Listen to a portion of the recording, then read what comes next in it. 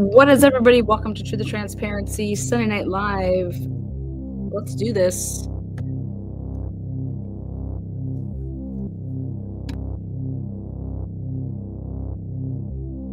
Listen, folks, I know there's a history here. I'd like to get this hearing in today. You know, everybody needs to just focus on the relevant facts, okay? I know there's a history here. Thank you, Allison. What is up, J-Rod on Point? Welcome. Moderators.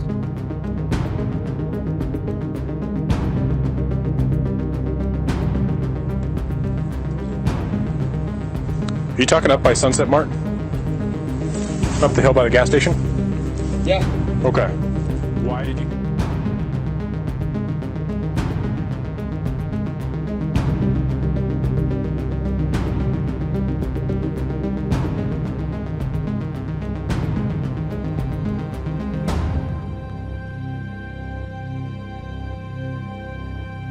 All right. Who's responsible here? What's that? Who's responsible here? Whose house is this? Yeah, have been drinking or anything, right? No. Okay. Drive careful, okay? Thank you.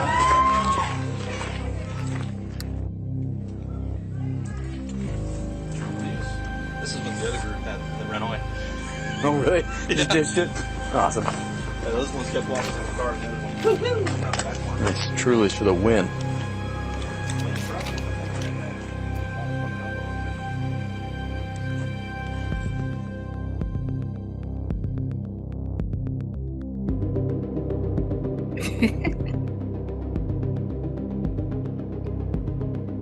Welcome. Happy There was Sunday. 2 different discs.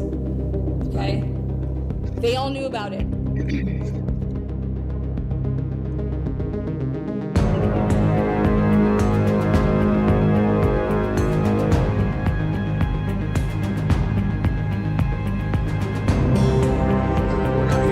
not here to talk about the alcohol stuff, okay? Okay, yeah. But this is the second noise complaint we've had here tonight within 2 hours. How are you? Good, how are you? Good. Is this your place? Yeah. Perfect. You know why we're here?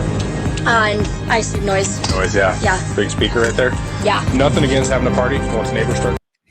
All right, guys, what is up? Welcome to Truth and Transparency. Happy Sunday. How we doing? Hopefully doing well. We're going to kick this show off with going to play episodes 1, 2, and 3. Going to stop them at the end and tell you a little bit about why I picked that episode. Highlight what you want in chat as to what you took from the episode. And what I'm speaking of is it is my red flag project series. So if you haven't seen them, well, then you have a nice little sneak peek. They dropped the 18th. So what's today? So yesterday. So the first one came out yesterday, second one, and the third one came out today. These are quick, and each episode is labeled something that we're deeming is a red flag. And I'll tell you what I believe is a red flag. And it's not that, oh, hey, like this is a lie. It's a, oh, hey, this is something that is off, either based on something else that was said, or it's been changed a couple different times. So red flag, look over here, even though nobody wanted us to look over there, type of thing. So again, good evening, Sunday. My Detroit Lions, they're not my Detroit Lions, but since my Browns can't seem to do a damn thing, I was rooting for the Lions and Eminem, and they lost by 20. So I'm just not going to root for anybody. Yeah. Caitlin Clark attending Travis Kelce's game, sitting up in the booth with Taylor Swift. So thought that was interesting. Caitlin Clark was a guest recently on the New Heights podcast that features Jason and his brother Travis. So I'm sure that had something to do with it. But all right, let's take a look.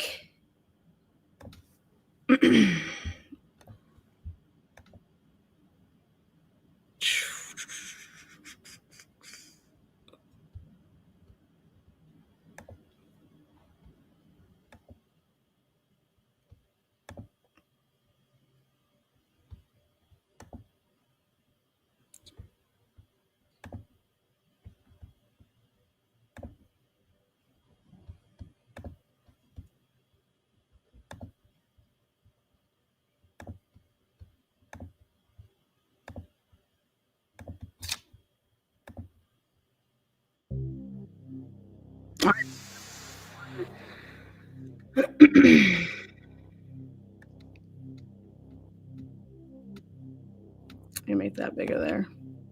Oh yeah, there you go.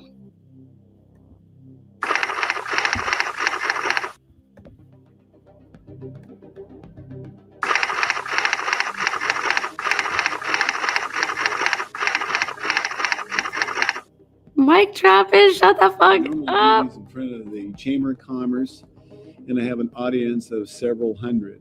All right, so I went ahead and I had to put my Atlanta-esque on it. And the reason that this guy, Bill Lambert, he was wearing red. They were talking about the COVID-19 vaccination, and it's the red flag case project. So it was just, he's out of place. So that's all that is. So don't look anything deeper than that. I just liked it. And I was like, yeah, it's like, which one of these don't belong? Well, Bill Lambert isn't involved in anything anymore.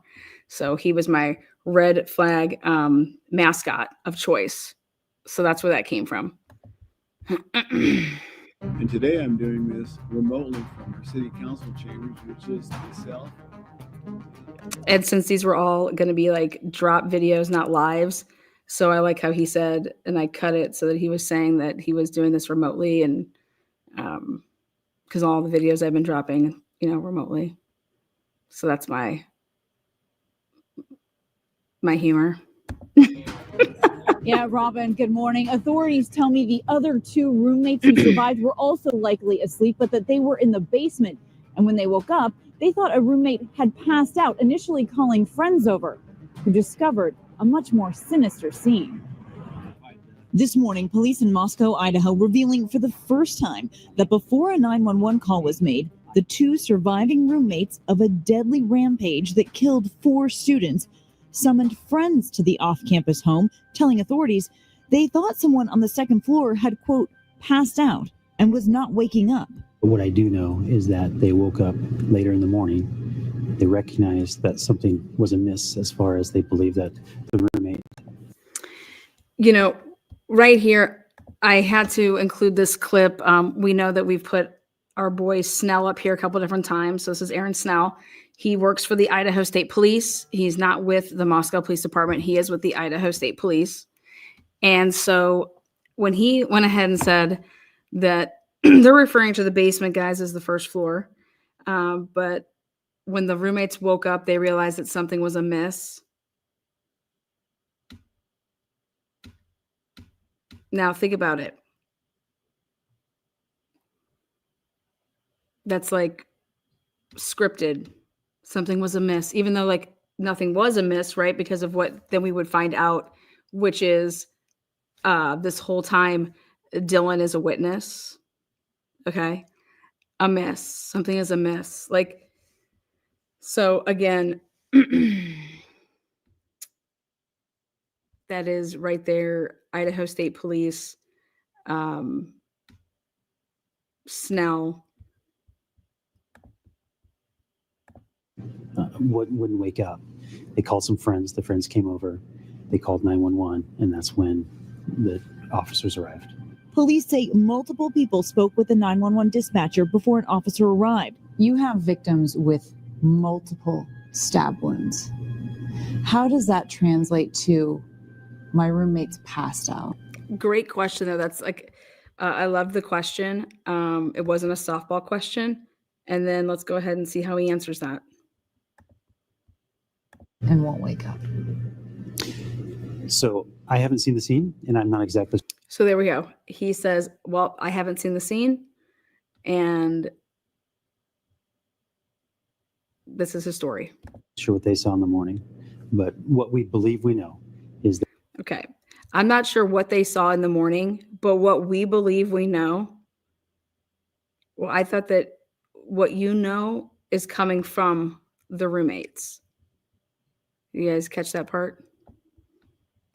And I'm not exactly sure what they saw in the morning, but what we believe we know is that when they woke up, they believed that the roommate was still passed out, wasn't responding, and they wasn't called some responding friends. To what? I'm not sure. See right there, people, and I use that again. I loved it because people say, Alana, why would you interrupt somebody when you're interviewing them? Sometimes you have to. Sometimes you have to interrupt, especially when you feel like someone's just giving you a scripted, here, say this. So she interrupts him, asks a great question there. Wait, so hear that part again. And there are times to interrupt somebody. I'm sorry, but this is one of those times. Passed out, wasn't responding, and they Wasn't called some responding friends. to what? I'm not sure. Detectives do not believe. Like, was it responding to what? Somebody shaking their body, Wasn't responding to what? Like a phone call? Wasn't responding to what? And, I'm not sure. And again, police are allowed to lie and say anything that they want. It's not like you're speaking under oath or anything like that. So, but it does raise questions down the road when you would want to say any of this stuff, right? And then none of it is actually true, right? Or, where are you getting this stuff from? Anyone at the scene was We're looking everywhere. frantic for answers. Kernodle's brother going door to door with flyers. All right. So I was hoping that people would go ahead and catch this in the comment section, which is, I didn't think that Xana had a brother. That would be correct. Again, one of the reasons that this is in here. And wanted you guys to see, do you know what street that they are walking door to door here on? And why would anybody in the family or part of the family need to be doing canvassing? Okay. What I've done with this series is there's little trinkets that I chose for a reason, because it is going to come up in an episode down the road. This is one of those moments. So this basically is a neighborhood canvassing, but B, how did the media, okay, know that they were just standing out there by the house and then happen to see somebody go to a different street that's not in the immediate area of the house, that they were able to get this footage of this person walking, and going door to door. Or was this somebody that was in contact with, the media? Asking neighbors to search their properties. This is a horrible thing that's happened, and somebody needs to be brought to justice. Meanwhile, Gonzalez's sister has been poring over phone records saying Kaylee made several calls to her longtime boyfriend. And to rest today. All right, Kana, thank you so much. We're going to bring in ABC News contributor, former FBI agent Brad Garrett. And Brad, we heard in Kana's report the police releasing those chilling new details. 2 victims were on the 2nd floor, 2 on the 3rd floor. All 4 now believed to have been asleep at the time. The 2 roommates that were in the house in the basement. What does all this tell you, Brad? So it tells me that someone came into the house with a comfort level, that they probably knew the layout of the house. Okay, this is an FBI guy, retired, so he's a correspondent, and he actually changes his theory during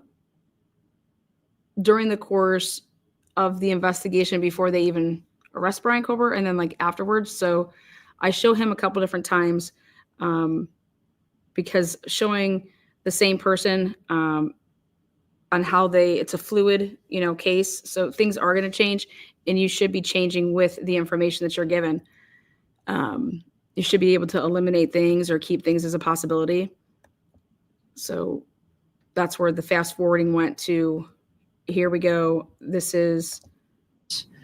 And I tell you what this new information, Robin, really sort of changes my analysis or profile of maybe who did this. And the reason why is that if you have basically 4 people killed on 2 different floors, and the roommates go up and really don't realize that they've been stabbed, does that mean that the killer is actually staged? Did he cover them up in such a way that they didn't see the blood?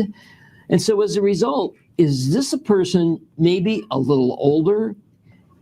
Okay, so right there he says, just like kind of in the Delphi case, the FBI came out right away and said that it was a staged crime scene. Staged meaning just in the sense of it that the bodies were moved. Something like, it's not like you kill somebody, however it ends up and somebody's getting out of there. So two things that he mentioned is the word staged, not for a meaning, because I'm staging it so that it's a symbolic, okay? But he is referring to the fact that if you don't see blood or these wounds, why would you think that the roommates were, unconscious versus, oh my God, they've been stabbed? And then for me, though, it was, and he's going to say it right here, he mentions the word time and how long that this would take. And time is obviously episode 1's title is time, because it's not just in this facet, but everything to do with this investigation is on the most very, very strict timeline. And we come to find out it's because everything is digital that you're going off of, with the one exception, and it's a huge exception, and it's much needed, which is the statements that you are attributing to Dylan Mortensen. Think about how much time it would take to go to 4 different people and to kill them in the manner in which they were killed. So what bothers me. So now if an FBI guy is telling us that this would take, time, I rest my case with anybody else that says that something like this wouldn't, period. Me is that the circle of people that may have committed this, you may have to make bigger. You obviously look for people close to the victims initially, and that's absolutely correct. But my sense might be that this is somebody that's really not in their inner circle, but we'll have to see. Okay, so you're shifting your analysis. Do you think, even though the police have stressed that this is ongoing, it's going to take some time, how are they shifting the investigation, do you think, based on this new information? Well, I would hope they're shifting it to looking at, after moving beyond immediate contacts, in other words, other college students. Now, remember, he's going based off of everything that's being told during this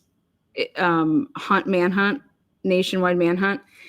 He's going off of what the police have said, what parents have said. I mean, so everything that he's gauging this off is what was being put out there. So just remember that he's going off of what what we were given, unless he had, inside info. Basically boyfriends, girlfriends, etc., is that who else do they have relationships with?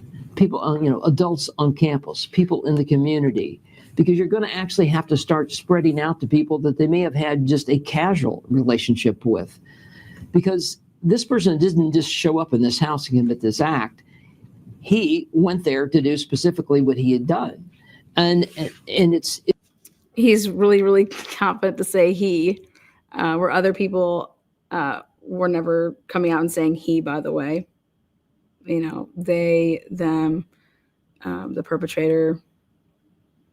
It's so clear to me that he really knew what he was doing, just based on the time alone, as I mentioned to you earlier. All right. He really knew what he was doing. Brad Garrett, thank you. I know we'll be checking. It was the Red Flag Project, episode 1. So that was episode 1. And again, time.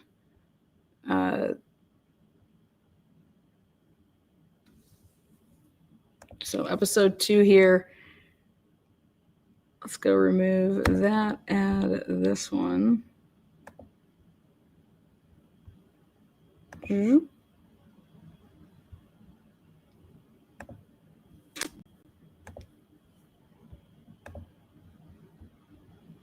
And oopsies.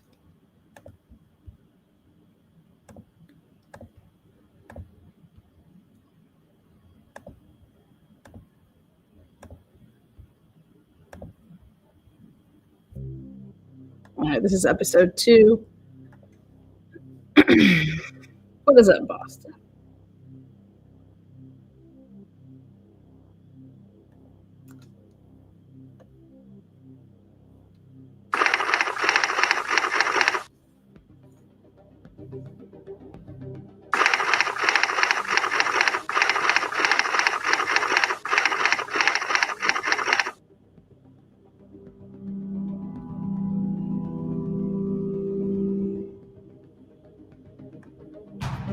I've been here.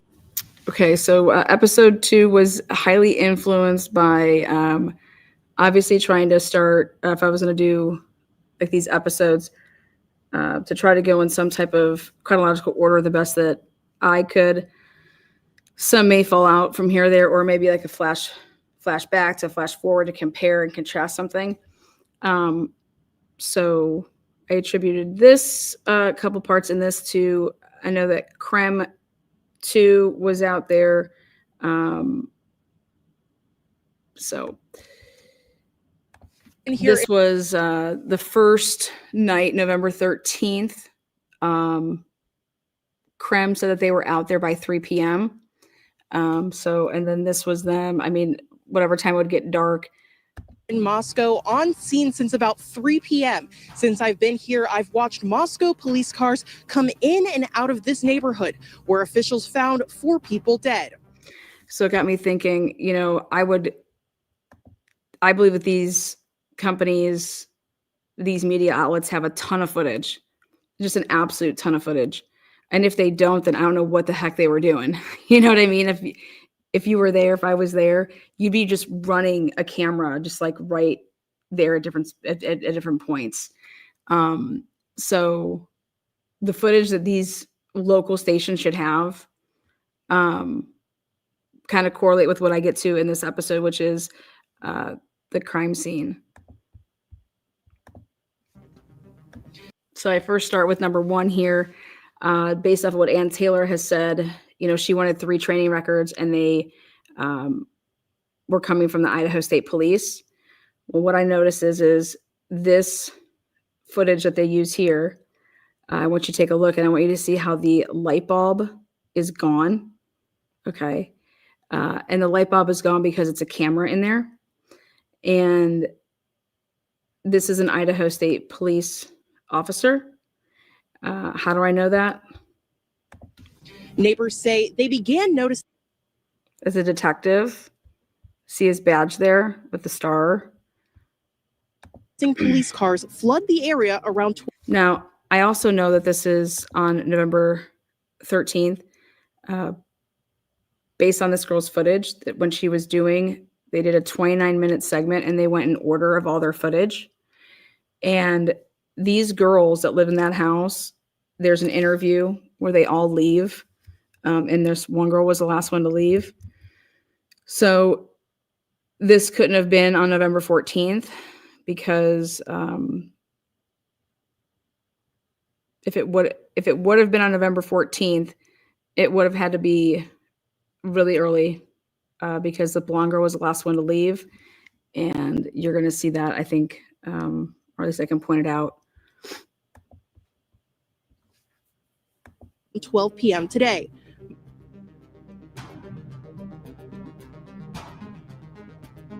So I gave you guys a little something to do in the chat.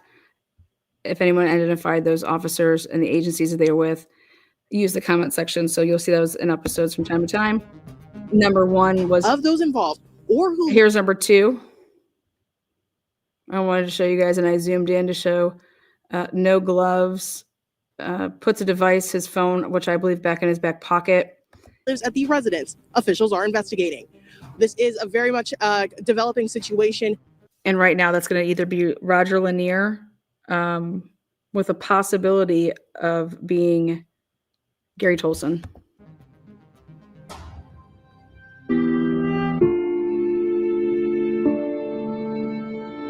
On the Sunday night, the day of the murder, or the day that, you know, the cops arrived, late Sunday night is when they announced and broke the news that they were all, you know, college students. And here, this is the Monday footage. So that's how I knew that the footage that Creme 2 got with the light bulb was from Sunday. And so the question is I want to know who was the detective that took the light bulb footage. And when I say took it, I mean physically took the bulb.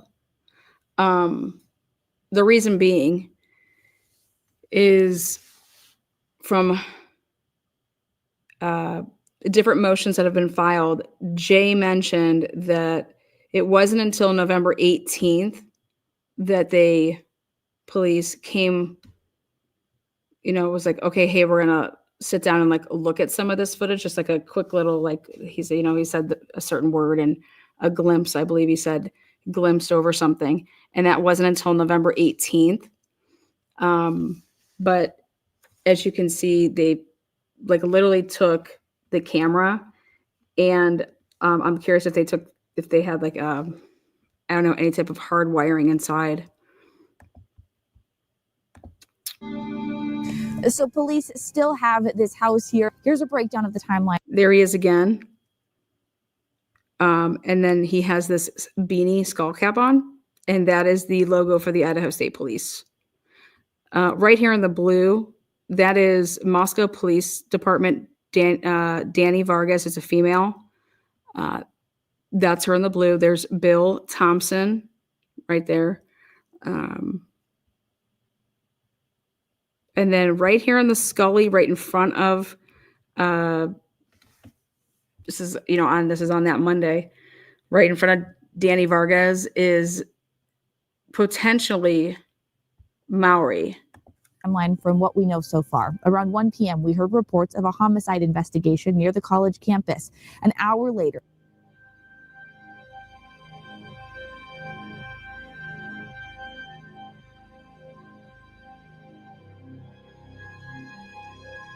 neighborhood where officials found 4 people dead. Neighbors say they began noticing. Again, I pointed out there.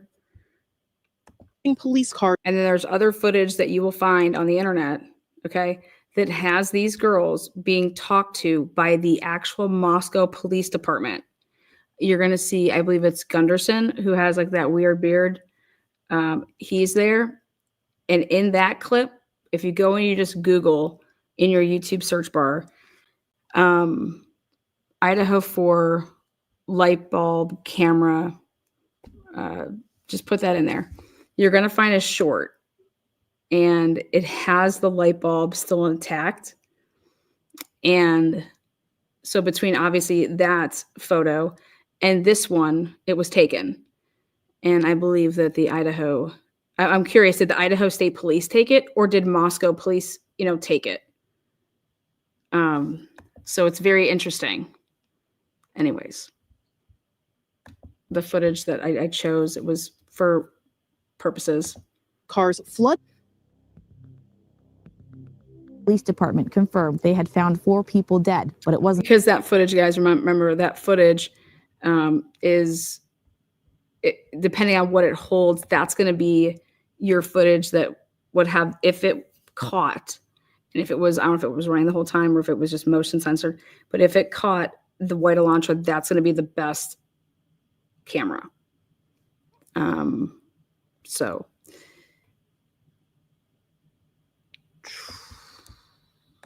wasn't until late. Right there, stopped it to show you that Roger Lanier, or is that Gary Tolson? You guys can decide. Late last night that they confirmed those victims were students. The university also said Moscow police. There again. Do not. Now this is November 17th. So think about this. November 13th is all day Sunday. 14th is Monday. 15th, Monday, Tuesday. Then you have Wednesday. So here it is, Thursday at 5 p.m. East or Pacific time. So it would have been like 8 p.m. Eastern Standard, but 5:01, 5:02 on Thursday, the 17th, the same day that the autopsies were done. So now think. That there has been a lot of activity there today. So Amanda, what have you seen today?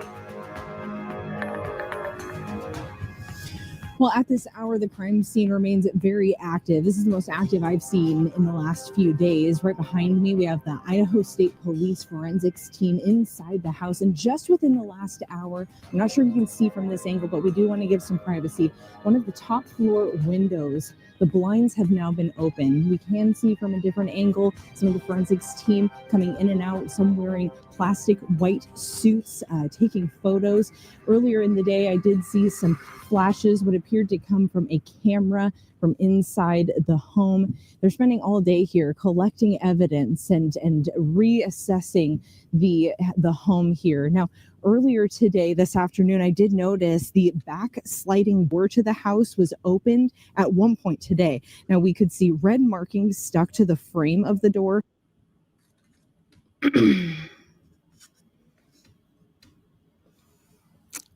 This truck over here to the right where the female is, that is the truck that was parked in the driveway back on the 14th.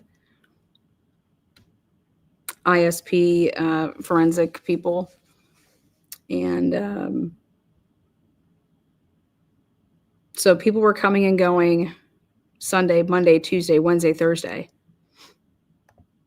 Idaho State Police spokesperson Aaron Snell told me this afternoon it was believed that the potential suspect came through the sliding glass door. But again, there appeared to be no signs of forced entry.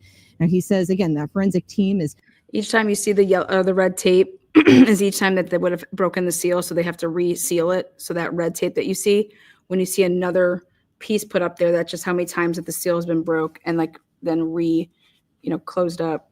You can't, you're supposed to put a new piece of tape each time you're breaking that. Reassessing the house, looking for any potential additional evidence. In the meantime, he gave me an update on efforts to recreate a timeline of events and how the public will be a huge help in this investigation. We understand that. Okay. I played a little bit of that clip just for the fact, so when I did this replay with you guys, I could say, this is Tina with the Fuck Translation Services. Okay. And how the public will be a huge help in this investigation. What was he wearing? We understand the public's frustration about not being provided a lot of information. This interview, this is why I fast forwarded here, but just I wanted you guys to see where this came from, so I let a little bit of it play. We are working to the best of our ability and that was from November 17th. To actually provide as much as possible. FBI command vehicle to arrive in Moscow to provide more workspace. And then we were waiting, and we heard in hearings that the FBI brought in their little, command center. Well, it still hadn't been there by November 17th, but they were expecting it here in the next couple of days. Additional resources for the investigation. Now, at this time, ISP says the roommates who were at the home during the attack but were not injured are cooperating with investigators. And right now, they are not suspects. They are not considered persons of interest, but ISP says no one is being ruled out in this investigation. Tonight, Snell is insisting that no one has been cleared from this investigation. Giving a quick look back here at this, again, a very active scene with forensics team on scene. Now, just in the last hour, we did get an update from the Latah County Coroner's Office. She weighed in a little bit more on that report that we received with the cause and manner of death. She can't speak right now to the defensive wounds.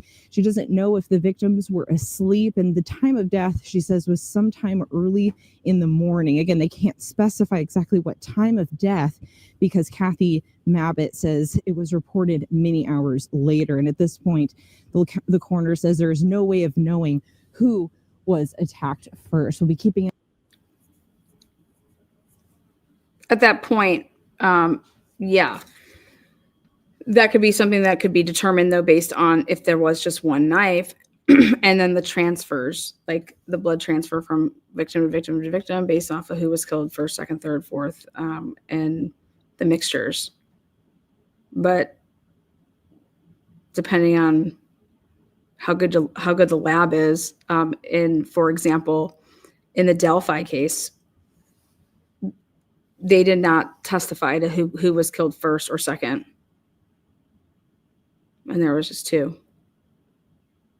An eye on this scene through the rest of the week. For now, we'll send it back to you, Mark. Red flag. So episode 2, the red flag is the reliability of the crime scene investigation. This was an active crime scene for a very, very long time. This episode stops with just showing you guys the 13th, 14th, 15th, 16th, and then 17th. Also, I want you guys to think about when the sheath could have possibly been, just because it was located or found, when was it actually taken out of this home?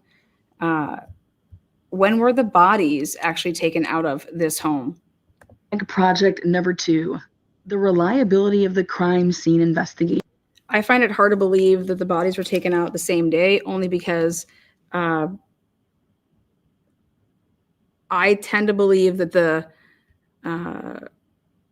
unless they were taken out before 3 p.m. of the vans getting there with like the media, okay? Think about that. There's just no way that you're taking those bodies out before 3. If you're still processing and doing things, you're not. I'll use an example here. Brian Drake was in that office for 24 hours. One person. So, If the 4 autopsies were not performed until the 17th, that is the day that this broadcast live from the house happened. Basically, was there a reason that the autopsies weren't done until the 17th? Could they not be performed on the 14th, 15th, or 16th? So we've never been told that. We don't know that. We'd be speculating as to say when the bodies came out. Also, then this gets into my next point, which is they've talked about the fact that they've tested 113 items, guys. Please don't confuse that with how many items were collected. Just because something is collected does not mean it's tested. So the lab tested 113 items. Now, how many samples per item? So I just want to put that in perspective. And it switched from 103, then to 113. And then I bring up the fact that usually there is a crime scene entry log marking down who is entering and at what time into the crossing the tape, and then when they leave. Who was in charge of that? Was that MPD? Was it ISP? Who did the crime scene entry log? You would think in this case that'd be very, very important. Also, we have the allegations right now that are definitely there that a sheath was placed. So that's going to be important. And just curious who was manning that log, or are we going to find out that there was not a log? Log, very important. Who was? So, and then finally today, this episode 2 dropped, as well as episode 3. And that episode 3, again, these can all be found under the video tab. And episode 3, I want to give a shout out to True Crime Design. I used portions of a video that she did, and want to make sure that everybody knows that, and giving credit to her and her work. I got nothing but love for TCD.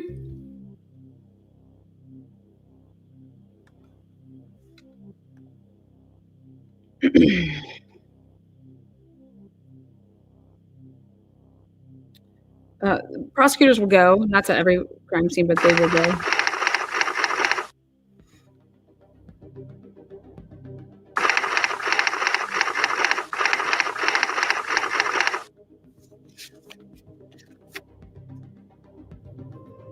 Investigators confirm Ethan and Xana were seen at the Sigma Chi fraternity house on the University of Idaho campus. Here's where things get a little shaky. I loved it. I loved this beginning part because it's absolutely right. Here's where things get a little shaky. Okay. This video was done prior to Bryan Kohberger ever being arrested. So that's important to understand. But regardless, if this video was done before or after, it would not change the fact that this was shaky right here. Law enforcement confirms with News Nation, Ethan and Xana were seen at the fraternity house around 9 p.m. They reportedly made it back home around 1:45 a.m. Okay, something that I was going to put in here, and I decided I'm saving it for this other episode I'm doing, and that was a Venmo transaction between Ethan and Jack K. Now, depending on if you live in, Idaho or you lived on the East Coast, if people were going out and grabbing screenshots of the Venmos, there could then be questions am I going to see the Venmo at the Eastern Standard Time? You know what I mean? Like, so when you would then see these back in videos, it's like, okay, was the Venmo transaction between Ethan and Jack K, was it at 7:40? Was it at 8:40 or was it at 11:40? Investigators are still trying to piece together what happened between 9 p.m. and 1:45 a.m. Figure out who they were with, what that was going on, maybe any routes or paths that they took to end up going home, those types of things. Potentially, that is critical to the investigation. I thought it was very interesting.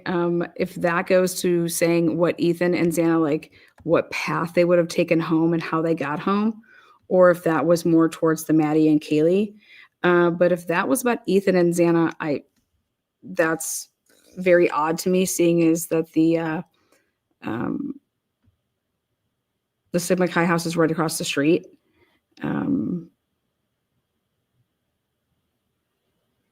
That one would just walk across the street, like they normally do.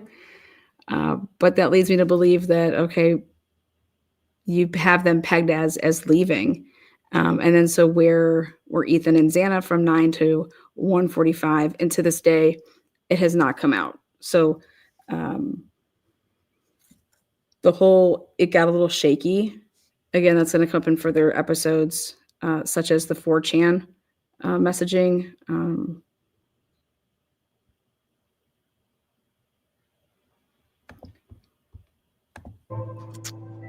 As for the two surviving roommates, they were also out on the night of November 12th in the Moscow community. They returned home by 1 a.m. The two surviving roommates did not wake up until later in the morning on November 13th. That is when they called other friends to the house because they believed one of the second floor victims had passed out and was not waking up.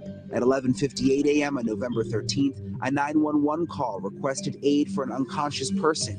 The call was made from one of the surviving roommates' cell phones inside the residence. Multiple people talked with the 911 dispatcher before Moscow police arrived at the home. Officers discovered Kaylee, Madison, Xana, and Ethan dead inside the residence on the second and third floors of the home, suffering from stab wounds. It was a pretty large knife, so it's really hard to call them puncture wounds. And they were definitely stabbings. And I mean, it has to be somebody that's pretty angry in order to stab 4 people to death. Initially, there were multiple people in the house. They were sleeping. They were not witnesses, and they were located on the first floor. To then DM being frozen as the perpetrator walked past her as she stood by her door on the second floor. To then both roommates were awake texting during the attack. That one, the latest, coming from grand jurors leaking information to. All right, so this right here, remember that initially multiple people were in the house that came out in the presser with Fry.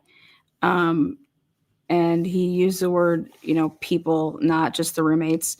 Then saying that the roommates, though, they were sleeping on the first floor and that they were not, I never said they were witnesses.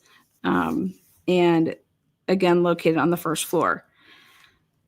That then changed once the probable cause affidavit came out, and it was to DM being frozen, and the perp walked right, past her, and continued out the sliding door, and they took it that since she didn't state that she knew him, we took it that was the killer and he had left.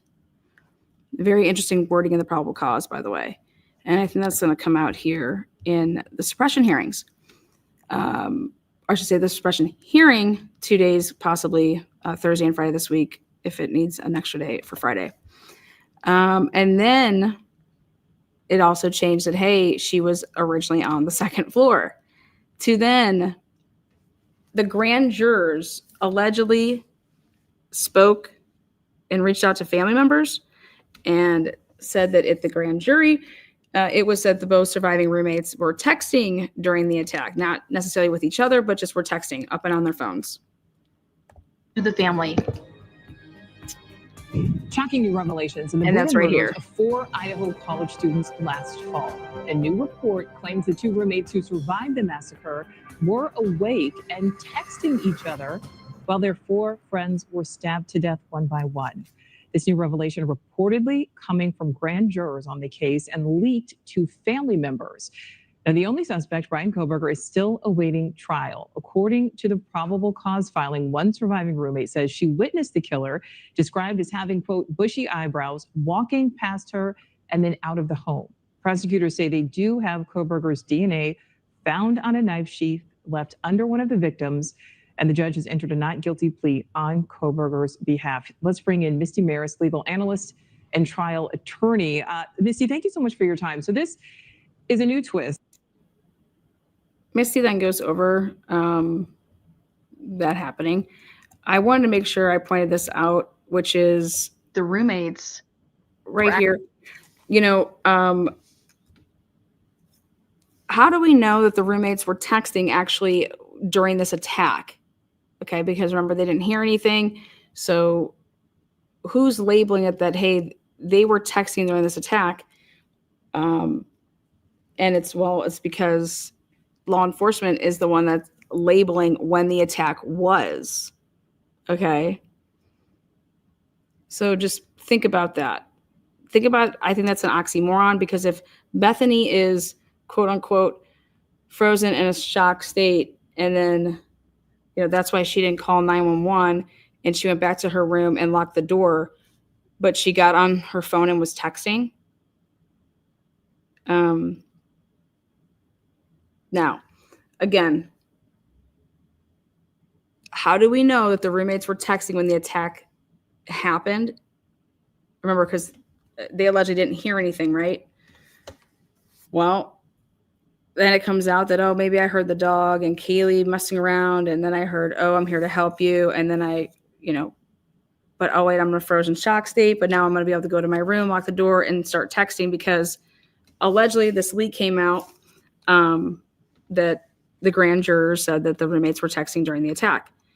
Not necessarily they were texting with each other, but that they were active on their phones. And I want to remind everybody that the roommates have never spoken out. So everything that is being laid out is hearsay from police officers and alleged leak from a grand juror that is not going to be corroborated either way, because neither side can talk because of the gag order. So the officers have labeled this time of the attack, and it's based on the movement of a car. When a car arrived, and they're saying it's the same car that left in that time period.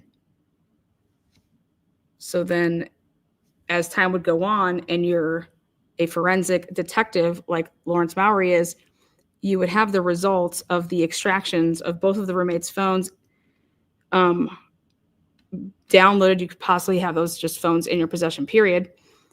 And going through them to see what applications you were using between those hours, and then who are you texting, and then even like within the apps, who you're like private messaging.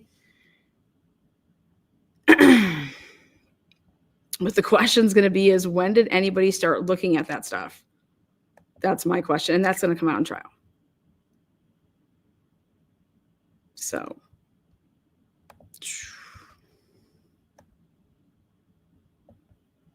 Home early Sunday morning.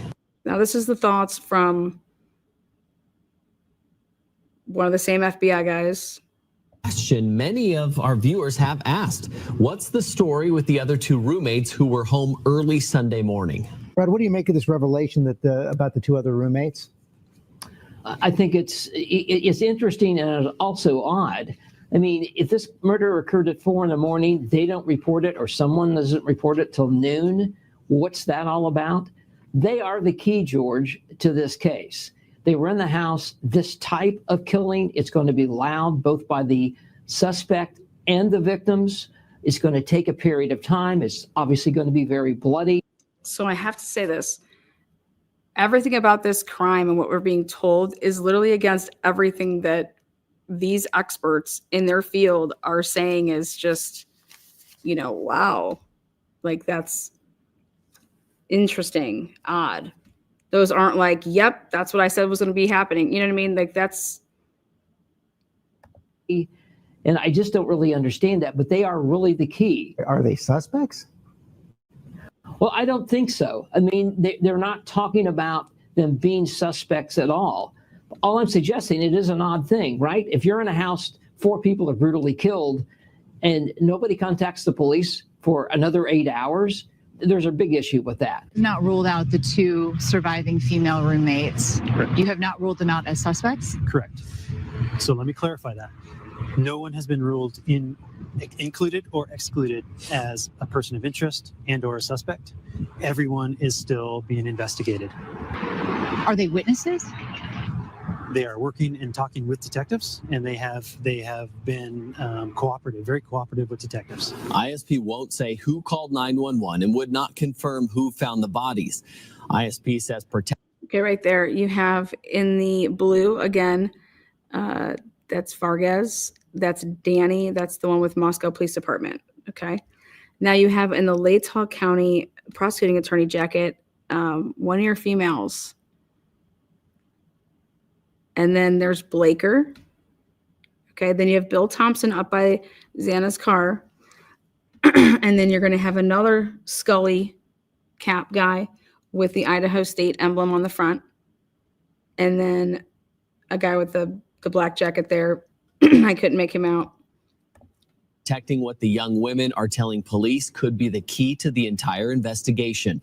And they're hoping the roommates can fill in the timeline between when the murders happened and when someone called 911. What do you think happened here when that roommate came out and she said she saw him, she locked herself in the bedroom after that, but she didn't call police?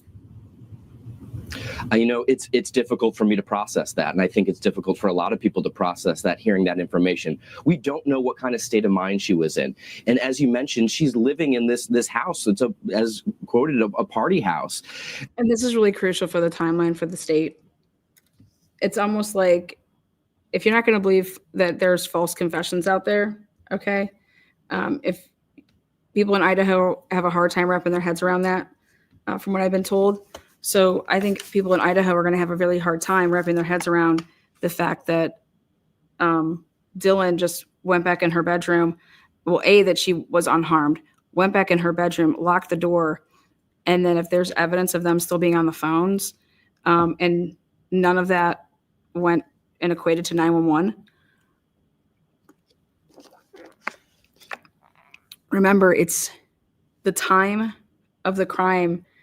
It heavily weighs on Dylan's statements. There's no way that you are able to label the time of the crime without her statements and saying what she heard, what she saw. And then for Ann Taylor and the defense, they're saying that they wanted to subpoena Bethany and have her there at the preliminary hearing that got canceled because they went grand jury to indict Bryan Kohberger to not then have that preliminary hearing. And Bethany was set to be a witness for the defense based on what she had seen and heard, because they weren't going to go with the hearsay statements of police officers. So putting that in perspective,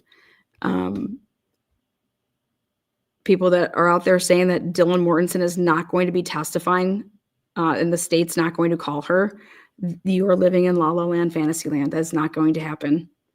Okay. Without Dylan Mortensen's statements, okay, a car driving at a certain time and leaving at a certain time it doesn't mean anything. There's cars coming and going at all different times. It's what she is going to say that is happening at that same time that the car allegedly arrives and then leaves. Without her statements, this little window of time of when this crime occurred blows up. You know, a lot of things going on late at night in that house. Did she think this was a prank? Did she think this was just somebody who was unruly and getting kicked out of the house? Was this a fight between friends? Who knows what she thought in that moment? I can only imagine how terrified she might have been. It's unfortunate she didn't call until noon the next day, but we'll learn more. Start with the basics. Why would the murderer spare the lives of two roommates in the off-campus home? According to Kohberger, and right here, I was going to insert something, but I said, no, I'll just do it in my recap. What I wanted people to go with right there is the thought process of is there any way possible that, you know, Dylan and or Bethany were actually not home? And that the reason that they were not found until the time that they were found is because of when they were coming back home. And for me, until I see phone data that's going to literally put her or them in that house within 3 meters, okay, I would say that those girls, not just those girls, but that whole community right there living in that area, they would run to each other's houses all the time and go to each other's houses all the time. And what does it look like on, you know, the data when one of the roommates leaves the house and goes to the next door neighbor? What does it look like? You know, if these girls didn't have their locations on, if they didn't have like the health Apple because they didn't have iPhones, but two people not being harmed at all, and not calling 911, Occam's razor would tell you that they weren't there. That they weren't there. Otherwise, they would be dead.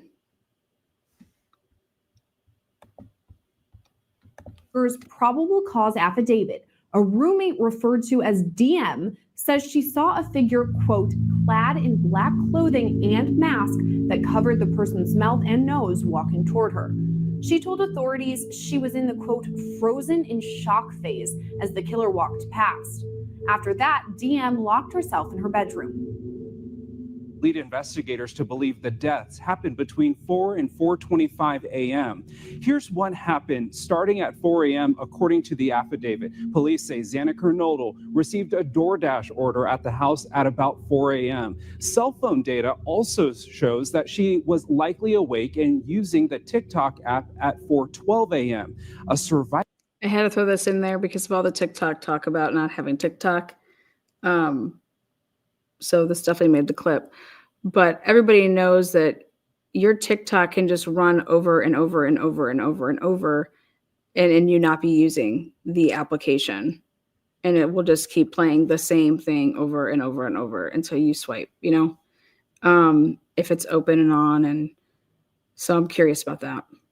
Surviving roommate who lived at the house, referred to as DM in the court documents, told police something woke her up at about 4 a.m., but thought it sounded like Gonsalves playing with her dog in one of the upstairs bedrooms. And told police that earlier she heard a female voice say something to the effect of...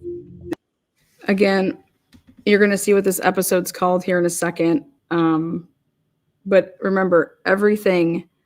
These two girls have never spoke out. Everything is coming from the mouths of law enforcement. And that would be called hearsay.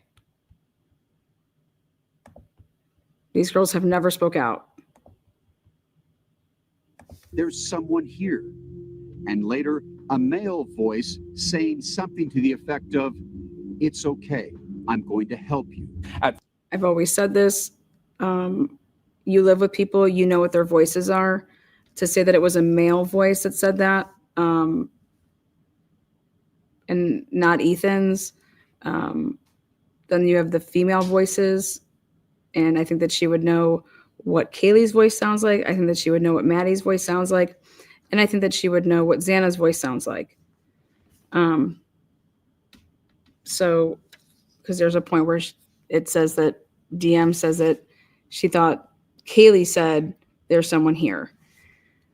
And then it's the police changing the words to say, well, it could have also been Xana because she was still awake. Well, yeah, but I think that DM is going to know her roommates' voices, and you're not going to be able to say that, oh, she was intoxicated. And that's why, because then everything is thrown, we're talking about the reliability of a witness, the credibility of a witness. And Ann Taylor has no problem keeping somebody on the stand for 3 hours. 4:17 a.m. And for the record, I don't believe you have to understand the mentality of if the Idaho State Police were the ones that were interviewing these two girls. I have proof of what the Idaho State Police have done in the past and how they do not vet material to the point that they watched camera footage and were marking down when cars were leaving and coming to an area, but yet, hey, forgot to look at the car that was actually the witness's vehicle that's clearly is leaving, but then the activity that they're reporting on, saying that they saw, comes after the car that they're saying that they're in has already left. And Idaho State Police, what they like to do is, we just won't put that in our Excel spreadsheet. We won't point out the fact that this car left, which is the vehicle that our witness said that they left in. They've done that before. So please give Dylan and Bethany, I'm telling you, the benefit of every doubt when it comes to anything that was written in that PCA and anything that's considered hearsay and coming from an officer's, point of view of an interview or what they want to pick and choose to put in and how they want to use it. You can't, we don't have as witnesses, we don't see those reports being, typed up and entered in. And unless our statements were recorded with either body cam or a device, we are left with reports of law enforcement of what they're deeming to take from what we said and their notes. No.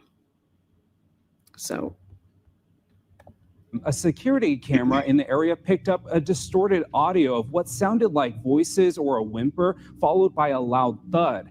At 4:20 a.m., a vehicle matching the description of the white Hyundai Elantra was spotted speeding away. It was later in the morning when that call was made to 911 from one of the surviving roommates' phones to report an unconscious person.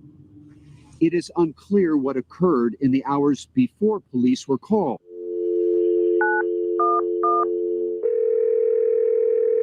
911, what's your emergency?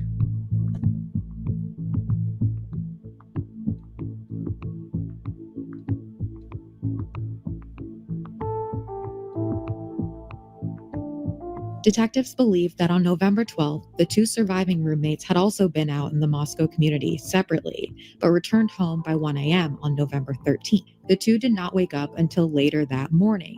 On November 13th, the surviving roommates summoned friends to the residence because they believed one of the second-floor victims had passed out and was not waking up.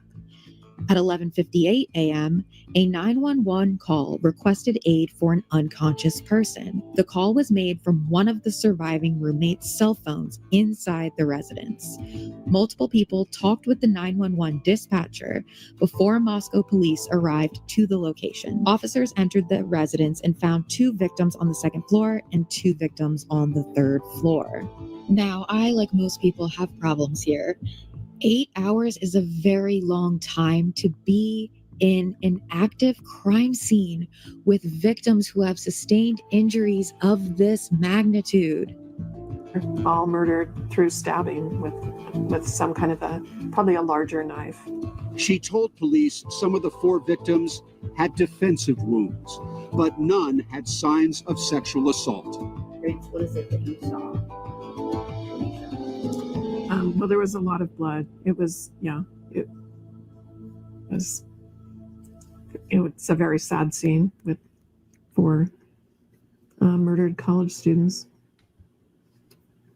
One of the responding officers described the overwhelming smell of blood upon entering the residence, and I just can't understand how it wasn't obvious that carnage happened in that house the night before. I just cannot get past the smell, the blood, the quietness, you're in a house with 4 corpses that are entering the initial stages of decomposition. I just cannot get past that. The Red Flag Project, Episode 3, the cherry-picked and law enforcement hearsay narrative of the surviving roommates. And a special shout-out thanks to True Crime Design and contributing to Episode 3, the Red Flag Project. All right, again, give a shout-out to True Crime Design. Woo! So those are episodes 1, 2, and 3. Want to show you guys something else just to get all of your panties in a twizz. Is Twiz in here? Here you guys go. Tell me when Washington State University, all right, was the plaintiff and the defendant was Bryan Kohberger.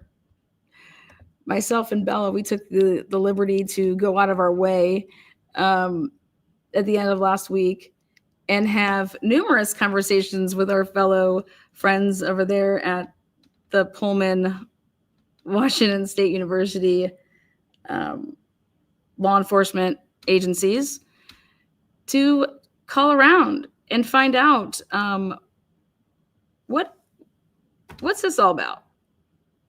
Why would it be listed as like Washington State University is the plaintiff and the defendant is Bryan Kohberger? And then here's this case number. And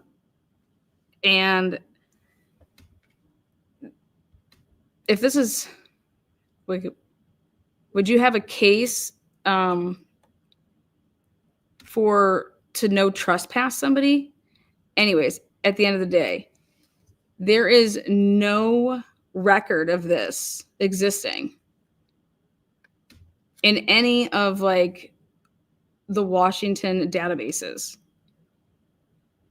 So go ahead. You guys can deep dive that for days.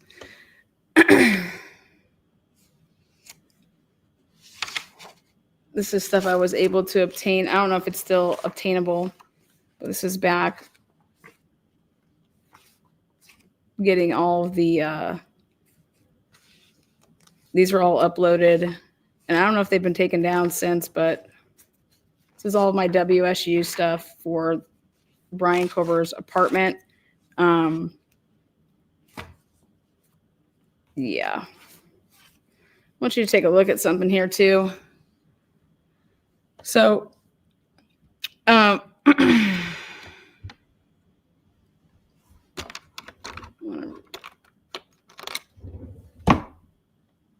the TikTok? Where is it out here? PayPal, Venmo. Remember how they said that they were looking at, this is just the PayPal, Venmo. But these went straight to this special agent, Michael Douglas, who received an email when the PayPal and Venmo came and went straight to him on 11/21.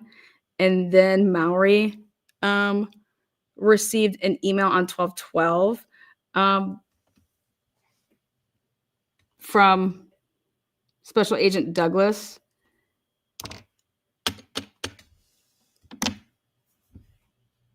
Which contained the requested information.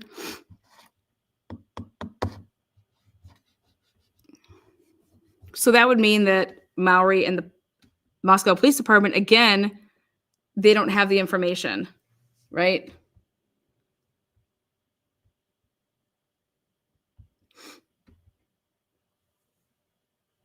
Look at how long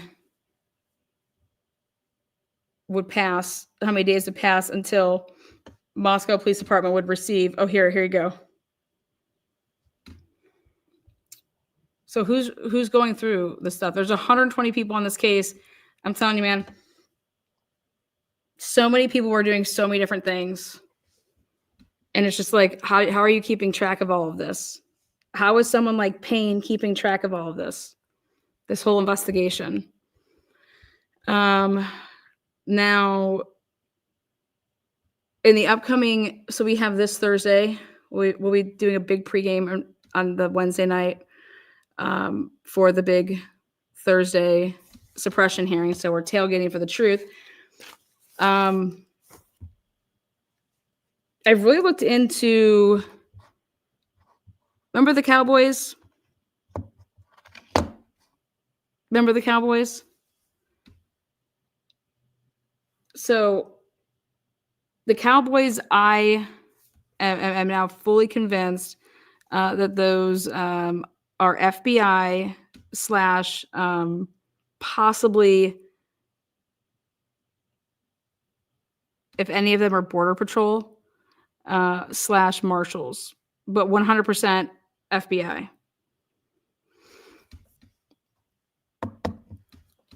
But the date of when that happened, so the 12/6, I believe that the FBI put in a search warrant for Bryan's Amazon on 12/6. Then 12/7, the Elantra goes public to us. Then on 12/9, these Cowboys are going into the home on 12/9.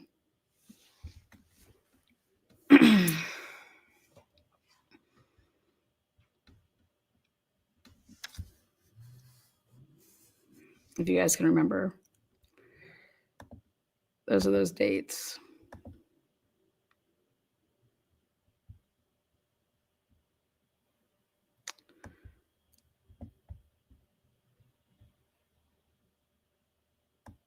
So I saw a couple different FBI people that are involved in this case when you Google them.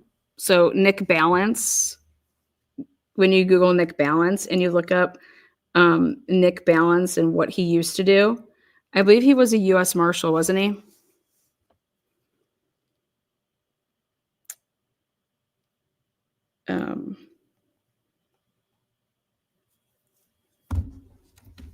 You guys can do your own Googling on that, but there's that.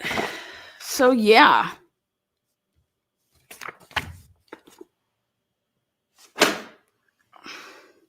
We will find out on Tuesday if everything will be public. I don't know why it wouldn't. I was also digging into cases on why this would not be made public in terms of the suppression hearing.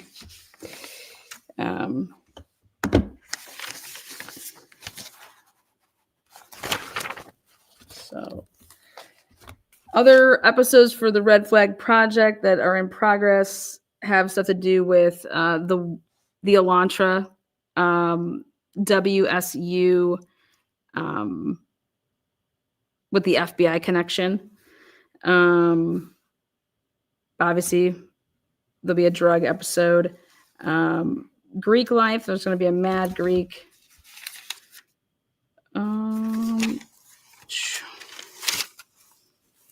The lease at 1122 King. Brent Kapaka has an episode. The Indiana Stops and their relationship with the FBI. Bethany's car on the night of the murder. We will be talking about the Venmos. And was Molly Gray's 3:33 a.m. Venmo, was it actually 3:33 a.m.?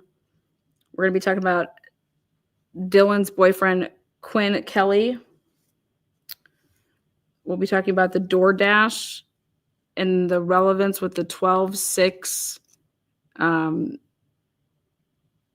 search warrant on 12/6 and the relevancy with, and is that connected to the FBI conducting with Bryan his Amazon account.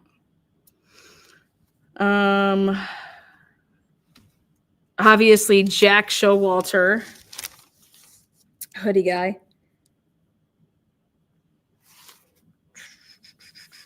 Enan Harsh has an episode.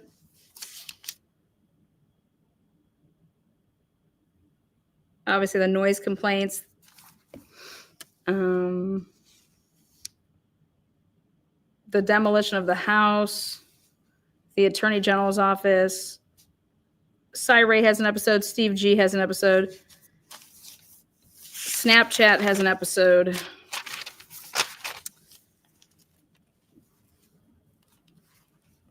Golf clubs. The ladder. The berries or the blood. A 911 call. The positioning of Ethan's body. All the masked photos from 2020 to 2022 of all of roommates and their friends.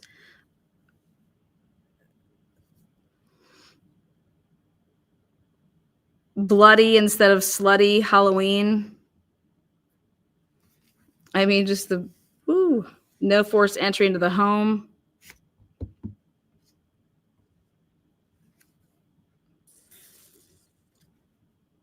We're going to talk about the suicides on campus. What else? What else is in this list? Howard Bloom made the list. The hit and run accident on WSU's campus the night of the murders by Bryan's apartment. Linda Lane. Oh, you know what? The Linda Lane episode, I got to show you guys. I'm going to show you guys that. Hold on. You know that a couple creators have gone to Moscow, Idaho, and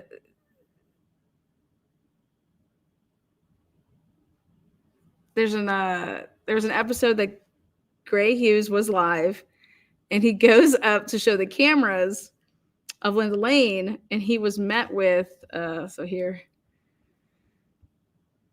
I was looking at it earlier. Hemi rolling. God. Okay, here we go.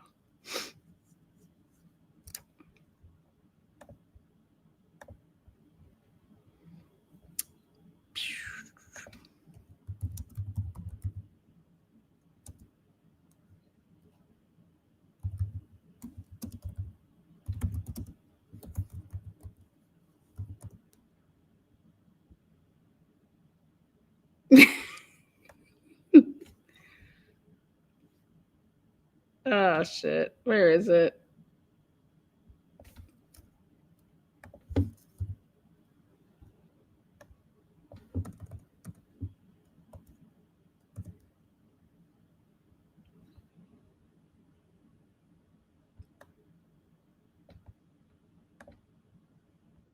Okay.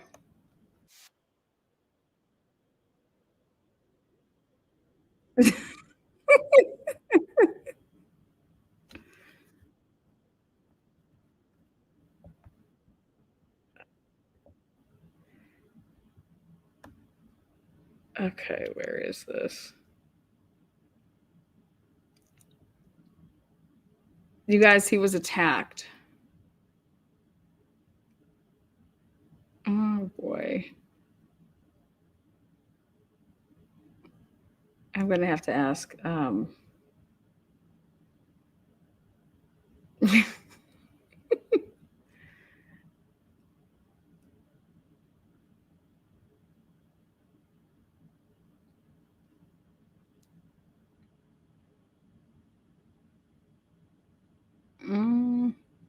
I don't know. I can't find it now. Damn it.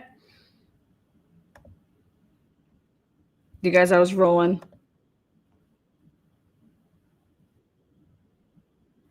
Right here. I'll show this one at least.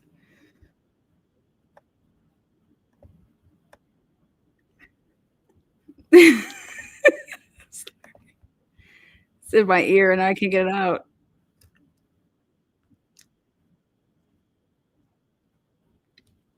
Okay.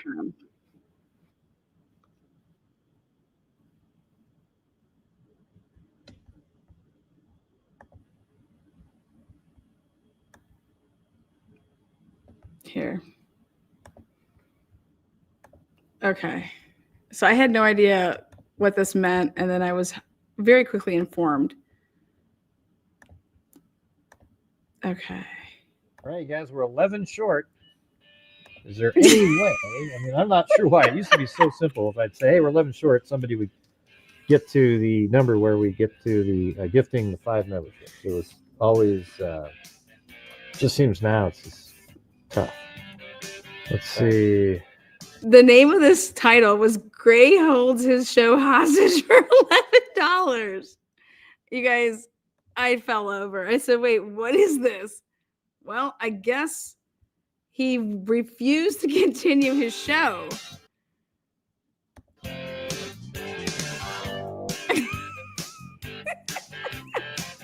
Come on, you guys. You can do it.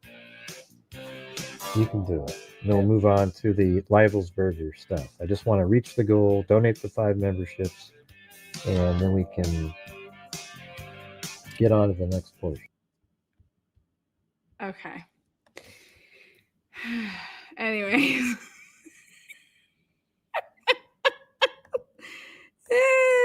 Shit. Dead. Another, I'm just gonna laugh about some of the stuff. So I was trying to look back through for all my old stuff. And you guys remember when JLR and he was in Moscow, and this guy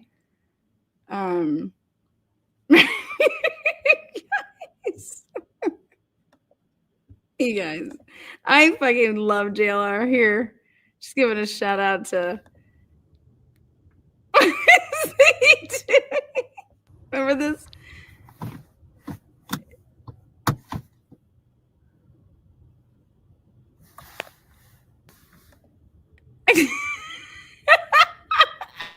Guy was looking at me. That was looking at me. Who is that guy? Who is that guy? JR, I love you. Who's going to answer the door?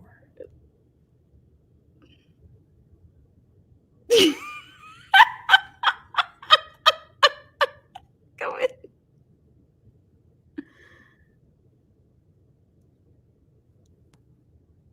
Who is that guy? Who is that guy? Who's going to answer the door? I fucking love him. And she just stares.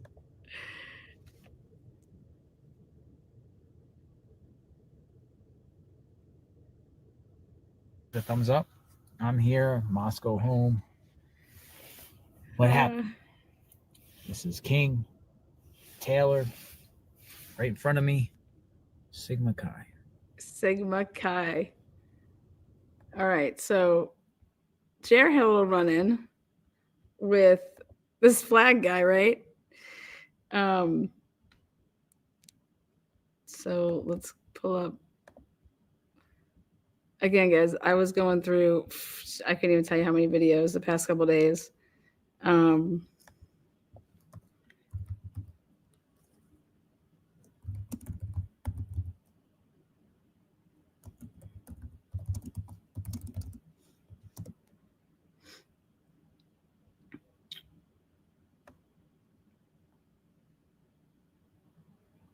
Let's see. Oh, here. Okay, so we'll start with this one. You guys remember people called the cops on me when I was there. Like, this is just so speeding YouTuber Graves ticketed in Moscow, Idaho.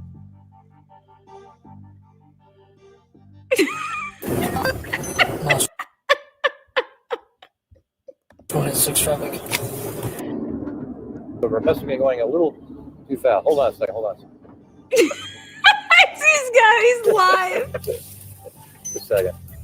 Yeah, with an obstructed plate. Just remove. Obstructed plate.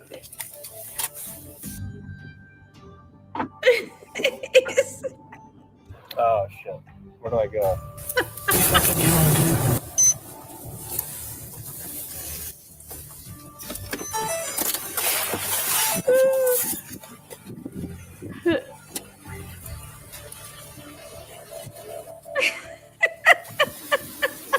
Let's go in. Chris with hey. the Moscow Police Department. Oh, hi. The reason I'm stopping you today, you're doing 36 coming up that hill. It's Oh. 25 miles an hour. Oh, I apologize. I'm from out of town. I was trying to do a live stream and I was talking. I got you. Are you just talking randomly? Or? No, I'm online. We're doing a Oh, live stream. I got you. I turned off the mic now. Okay, cool. You have your driver's license, registration, proof of insurance on you? He told on himself. It should all be in there. Right? Where are you guys coming from? Oregon. Oregon? I'm here filming because they're going to be just taking down that house. Uh-huh. What's your current address? Yeah. What's the phone number for you?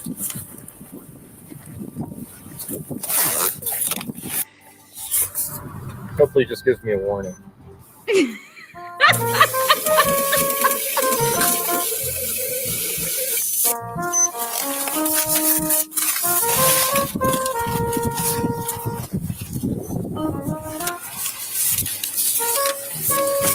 Did you get a warning?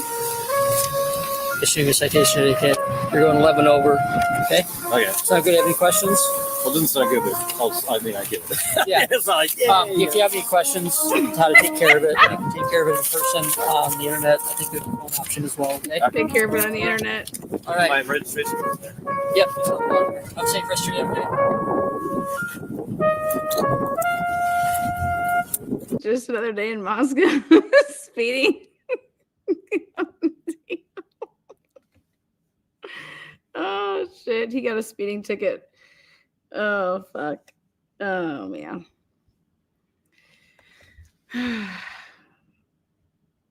So then just when I thought, like, you guys have to understand I was going through all of this shit. And so I was like, I'm gonna share this with all of you guys tonight. Just you guys, get a good little giggle before you go to bed. Sorry. Oh shit. All right, here's another one.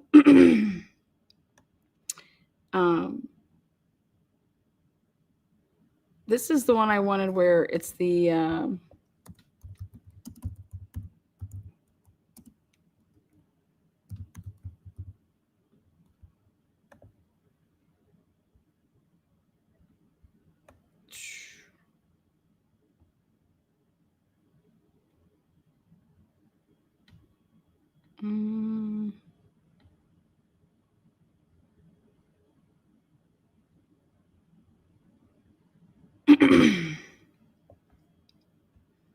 oh, found it.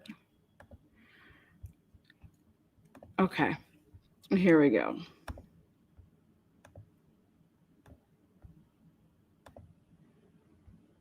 Right there. And it filmed right over there like that. Oh, there it is. Hey. Oh, what? Oh, geez. Oh, Look at that. What are you doing? What are you doing? What are you I'm not doing? going to give you my phone. What are you doing? Who are you? Wait, I'm live. What are you Who doing? are you? What are you Come doing? here. Come here. Come here. No. I got, Come here. well, what are you doing chasing me Well, you're around? trespassing. Well, I was walking on public. No, it's not public. Posted right there. No trespassing. Well, I came in over here, though. Doesn't matter. That's not public. Okay, well, You sorry. know about this is private property. that.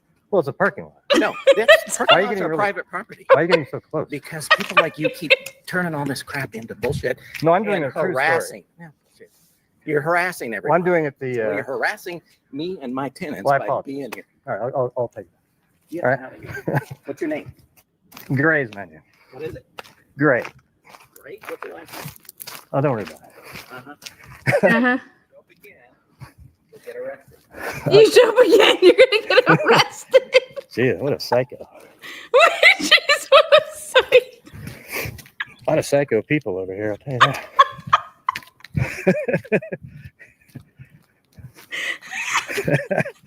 That was pretty crazy. It sure is.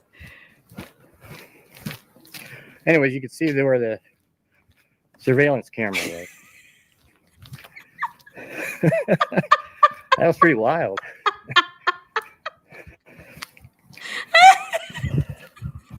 I gotta rewind it, man. He like falls backwards. We're right there. And it filmed right over there like that. Oh, there it is. Hey. Oh, what? Oh, What are you geez. doing? Oh, Give me that. What are you doing? What are you doing? What are you I'm not doing? going to give you my phone. What are you doing? Who are you? Wait, I'm live. What are you Who doing? are you? What are you Tell me who doing? you are. Come here. Come here. No, I got, Come on. well, what are you doing chasing me Well, you're around? trespassing.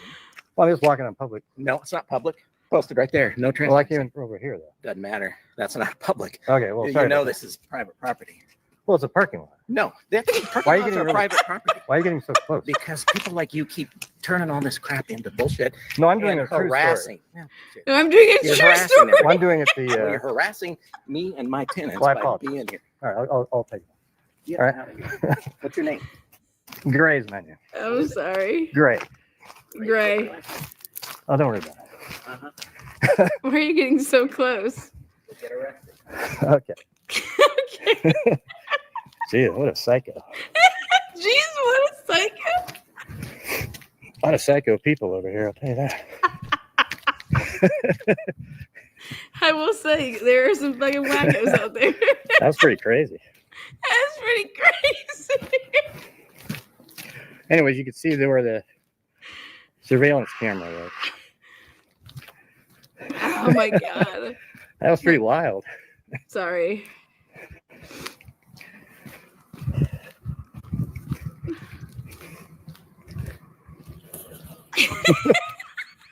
Woo! Woo! Yeah, they probably do get sick of people walking around. But I'm just doing it I would just the videotape right them. way. I'm just doing it the right Showing way. you the accurate information. I'm just doing it the trespassing the right way. I'm sorry. Oh, fuck shit.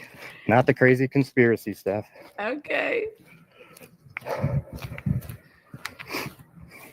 Oh man.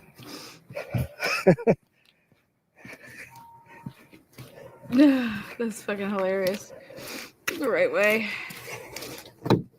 You know that I started thinking about that like Sublime song, The Wrong Way. God, that's so funny. Then, okay. So there's that incident, right? You guys, a lot of shit has gone down, you know. And so the next one I want to show you guys is when my good little buddy here, JLR has a run-in with Flag Guy.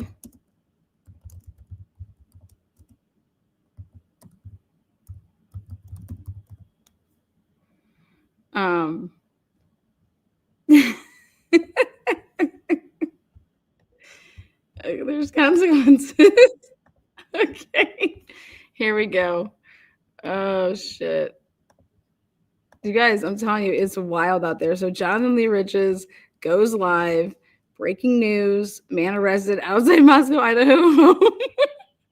Riches investigates. I am covering the Moscow, Idaho Bryan Kohberger case. As some of you might or might not know, there was a man that got arrested outside the Moscow, Idaho home last week. There was an incident where a man threatened me. A man threatened me outside the home. I was in the area working on a documentary covering the case. It was after I met the Gonzalez family, and I want to share what this man did, and then we will further discuss. Again, this is for educational purposes only. Say no to violence. Do not support any violence or threats whatsoever. So I'm going to share this clip with you right here. Okay, so this is him. He's just driving around doing his shit, you know, like anybody else. There's Flag Guy. Okay, he's doing it in a Lexus. Is that yeah, that's a Lexus.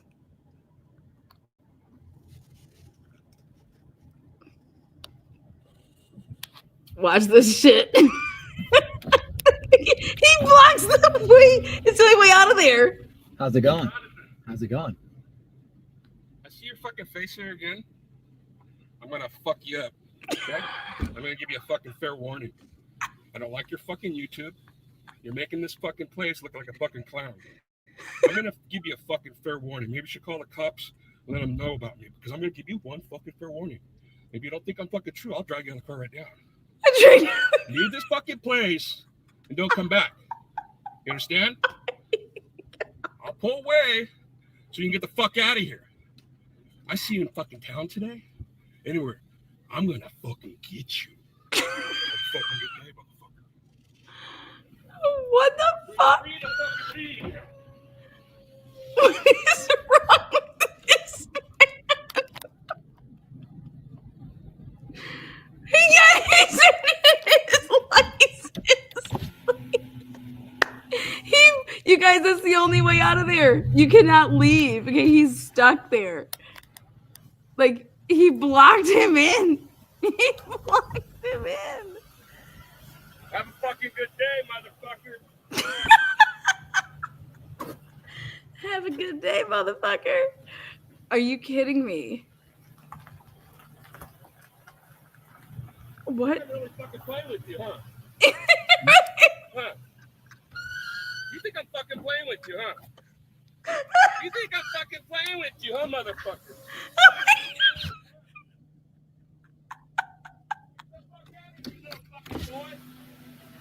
Your mom told me I'm gonna come for you. Your mom. Dude, you have no respect for this fucking place. Oh, You're shit. just a piece of shit YouTube motherfucker. Get the fuck out of here. How long do you think you're gonna last right now? I'm gonna make history over your fucking face, and when I do, I'm gonna smash it really fucking bad. Get the fuck out of here. Oh my God. This is for educational purposes only, motherfucker. Look at those people sitting on the porch. You guys, this guy is a whack job. So that man, he has been identified as Kirk Adams.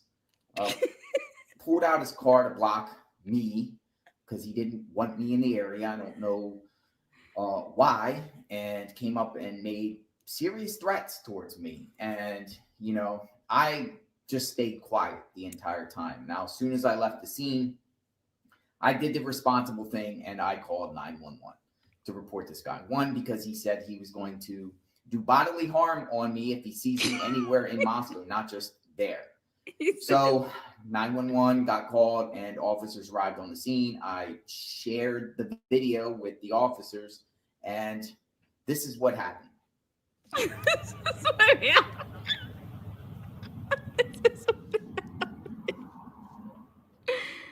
Jesus.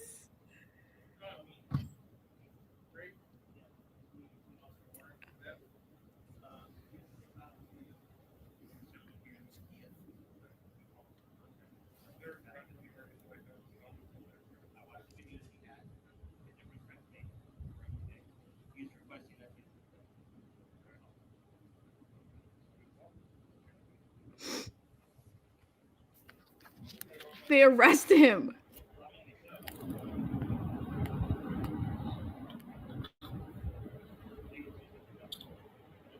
Who came to pick up his truck?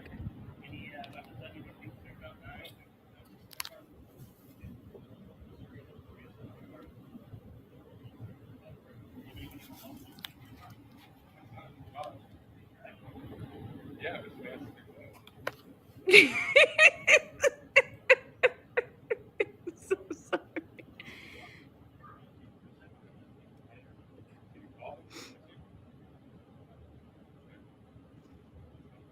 All over this white Elantra.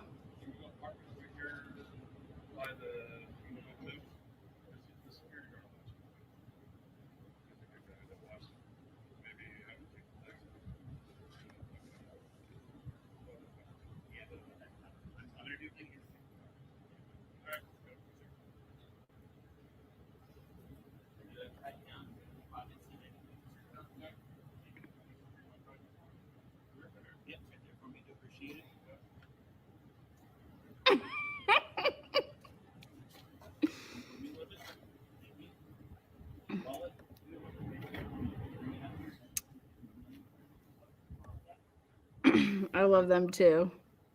This just, I mean, when I saw this, I was like, holy shit.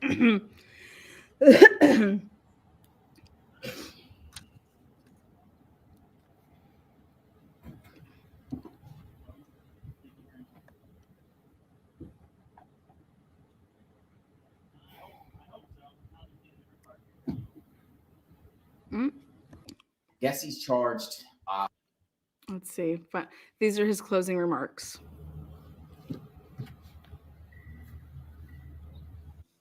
He got arrested. Guess he's charged. I don't know, but he's on the docket now. He's on the docket. Jesus, I can't breathe. Megan Marshall. Oh, state of Idaho versus Kirk Aaron Adams. Oh, fuck shit. No, he's part of the docket now. Actually charge him, I think, with assault or threatening. You know, whether you agree with someone or not, that's unacceptable. Unacceptable. That guy actually has a history, a recent history, criminal history in Moscow, numerous charges of disturbing the peace. He has recent harassment charges, and I've spoken to others in the area, and he causes problems in the Moscow, Idaho area. He drives around in a white, I don't know, SUV with a bunch of flags all over and drives around Moscow. Other people I've known that have been around the Moscow, Idaho home, filming and documenting, he gets very hostile towards people and yells and, tries to kick people out of the area despite it being a public street. It's not his property. He has no interest whatsoever in that Moscow, Idaho home. He just doesn't like YouTubers and people filming. But, there's consequences. You just can't threaten people. I don't know what's going to happen with this. I am a victim now. I don't know eventually if they'll just cite him or what, or just get a protection order. Just get a protection order. Did he end up getting a protection order against him? Anyways, whoo. Lots going down in Moscow, Idaho. Now we are here at the week of the suppression hearing. But just a glance down memory lane here, let's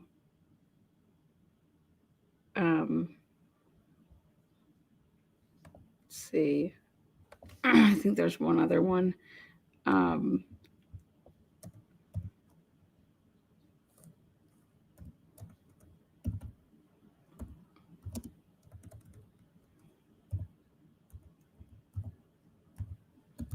Okay. Well, I want to close this out on a note of there is, I had a sub reach out and said, Lana, if there is any way, a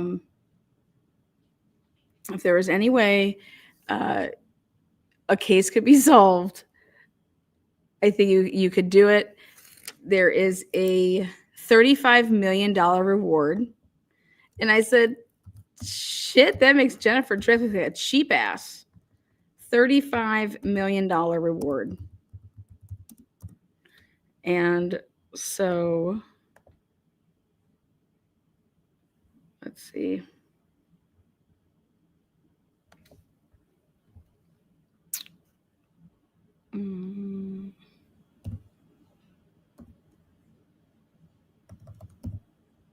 Let's see.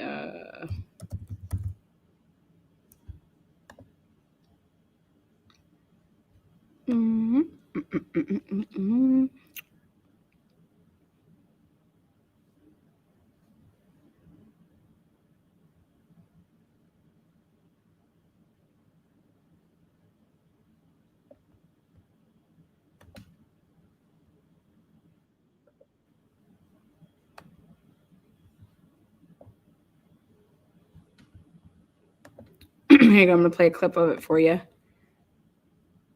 35 mil. $35 million reward. Anyways. So I spent about 4 hours today because I was all about I need documents. Like, I'm not gonna. So, there's a. Well, I just might do a separate episode about that, just about all the stuff. But there's 3,300 pages, of which a select couple hundred pages have been released by a judge in this case. But there is a specific media investigative journalist who's been on the case for the past. It happened 2017, December 15th was when the bodies were found. They're saying, though, that they were murdered on December 13th. This was first labeled a murder-suicide. Horrible fucking police work. I mean, just absolutely horrible. But 2017, obviously now it's 2025. And a lot of work was done by, I believe it's the Canada Tribune, Canada Star, something like that. Kenneth, whatever the fuck his last name is. He's done a lot of work. Anyways, he did a series. It used to be on Prime. Now you're going to have to find it's called like the $1 Billion Murders. He's probably the most predominant person that's been on this case trying to like get documents. And a judge, and they're still going back and forth because there's like 3,300 pages. And I said, okay, if we can get these 3,300 pages. But basically Toronto just totally messed it up. The police and saying this was just horrible how you could mess this up. The police messed this up. But if you don't know anything about this case, Google it, look into it. Another case that I am looking into is the hold on. I want to show you. There's a 5-minute clip that I want to show really quick though about this case.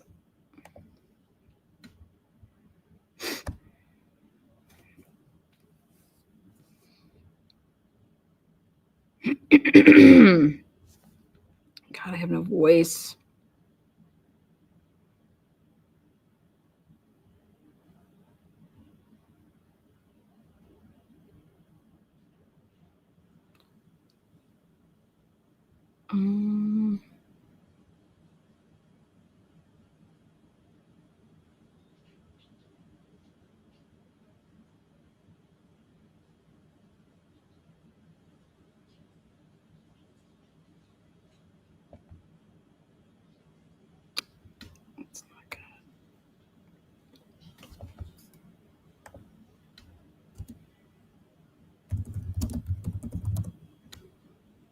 Here we go.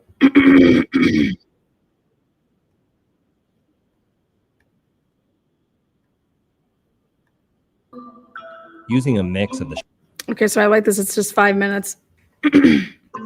Barry and Honey Sherman, billionaires, philanthropists, were murdered in their home in December 2017.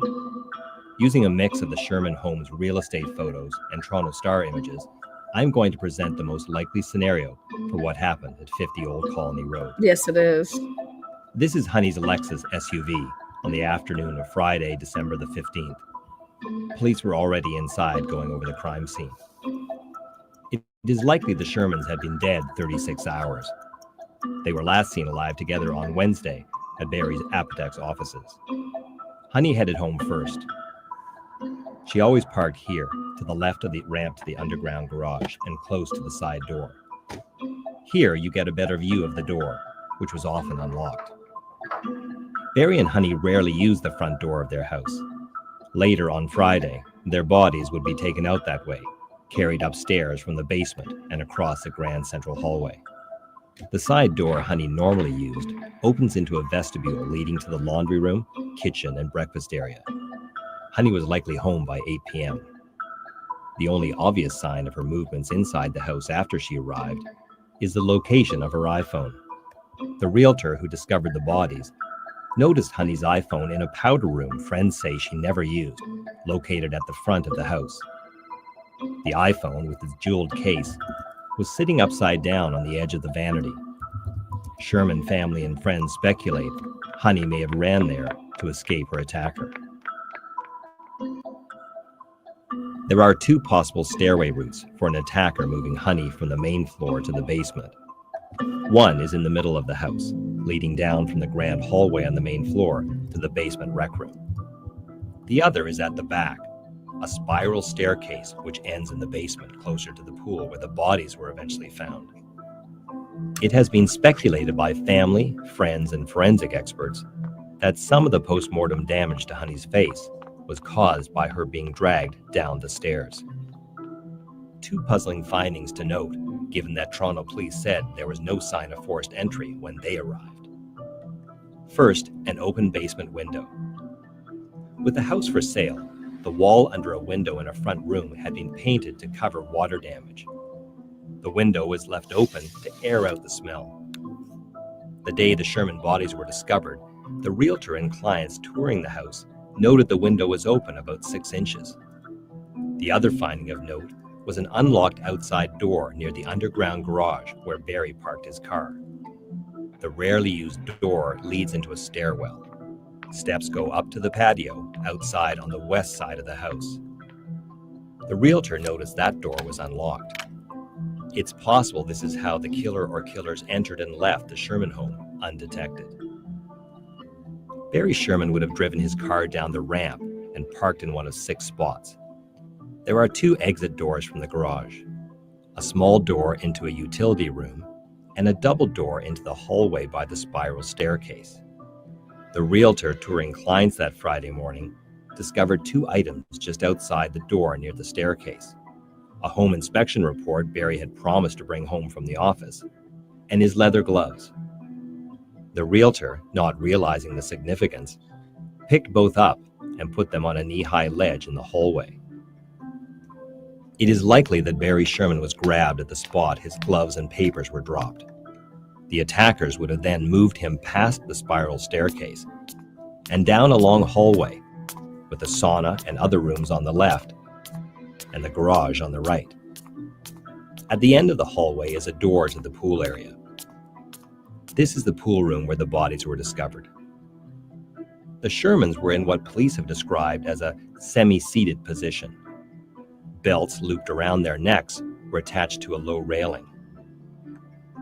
That brings us to a... You guys, it was so obvious, though, in these autopsies that were done. The belts didn't kill them. There was a thin, like string type, and they saw it in the first autopsy that was done on both husband and wife. So I always wondered, were both of those belts his? You know what I mean? His and hers. But they were not killed. They were staged there. And how police labeled this a murder-suicide after like seeing that in the autopsies. They say that's because of emails. I'm telling you, this is $35 million. It was 25, and then they upped it 10, or it was 10, and then they added 25, so it's 35. A mysterious discovery. In a basement room near the room with the open window sat 2 life-sized human art figures the Shermans had owned since the 1980s. Created in a seated position, there is an eerie similarity to how the Shermans were positioned.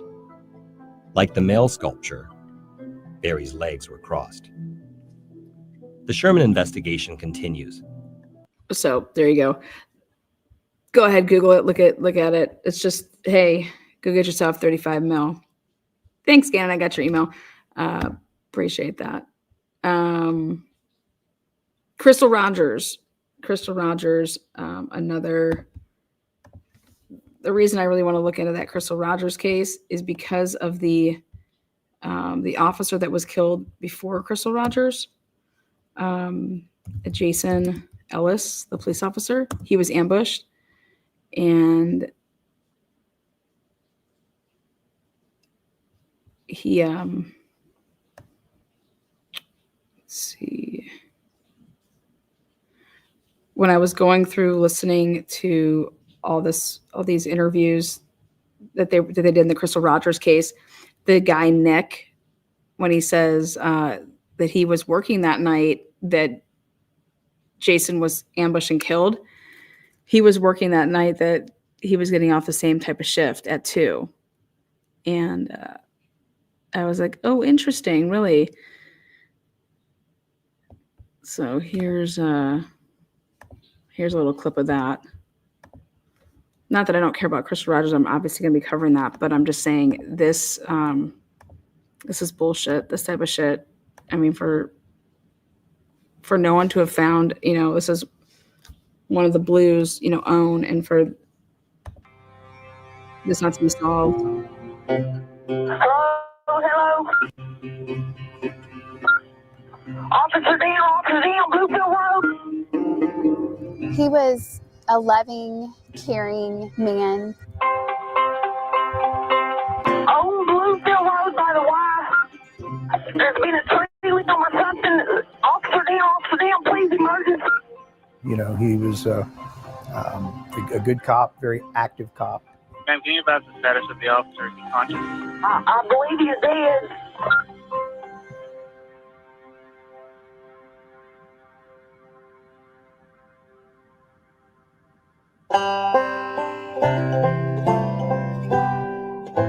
He loved, the boys and I. He was a family man. He was outgoing. He was fun. He was energetic. His personality was infectious. He was always the life of the party. And he was amazing. A dedicated public servant, parent, and partner. Bardstown police officer Jason Ellis embodied all that was good. My name is Rick McCubbin. I'm the retired police chief from Bardstown, Kentucky. Jason was a Chiefs cop. He was a great guy. Working nights on the force with his canine partner Figo, Jason was a drug officer. But on May 25th, 2013, he was working alone. Jason had opted to leave Figo home that night since he was not in his canine car, in just a pool car. Like every other night, Jason responded to calls. So that's one thing that people want to talk about and say in this case is that, was it really supposed to be him that was the person that was supposed to be killed? Because he wasn't in the car that he normally is. He has his canine. He didn't have his canine. I think the question is why? Why wasn't it like that? Why was he in this type of vehicle and why? So 139 dispatch, traffic stop. He popped into his son's baseball game. He got called away in the middle of the game, and we didn't get to say bye to him. He took a suspect to jail, and then he signed off for the night, leaving the Bardstown Police Department around 2 a.m. 139 out of count. Driving the dark and desolate Bluegrass Parkway, Jason was heading home.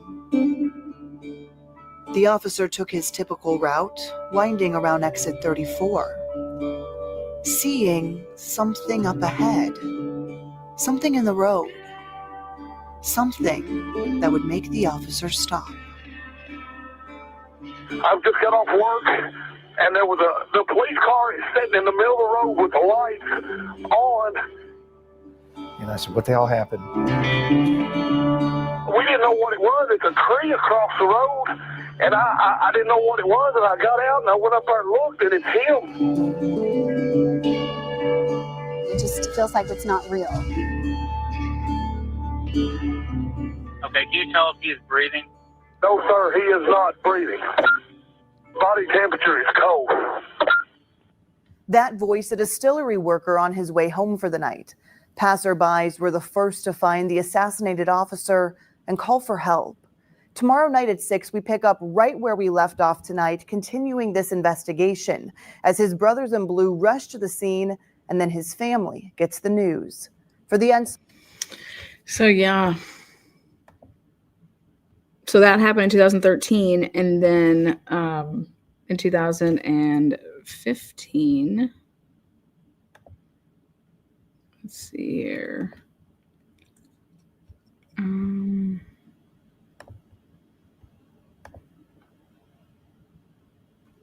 Yes. Jason was known. My roommates knew him really well. 2 of them. They all went to high school with him. So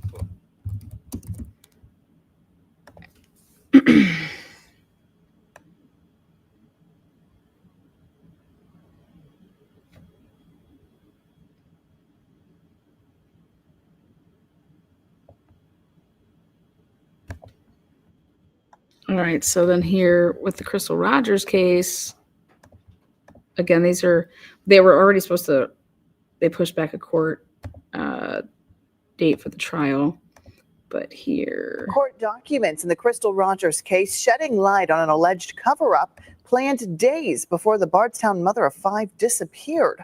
Prosecutors say that Brooks Houck contacted Steve Lawson, an employee at the time, and asked him, quote, to get rid of Crystal Rogers or find someone who will. The new court documents go on to say Lawson told investigators about Houck's desire to get rid of Crystal and that Houck recruited his family to help.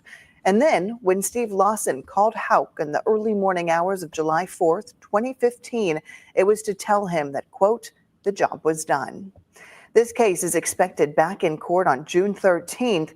That hearing will be focused on 2 motions, a motion to combine the trials and a motion to dismiss. So this was, and then now remember, so Crystal goes missing, and then her dad, he reminds me of like the Maura Murray dad, always looking for, his daughter, like Maura Murray's dad did.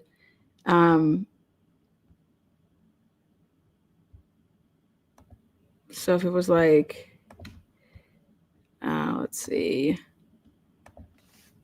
So after Crystal Rogers disappears, then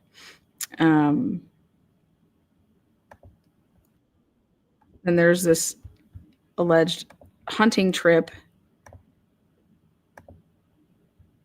where, here you go.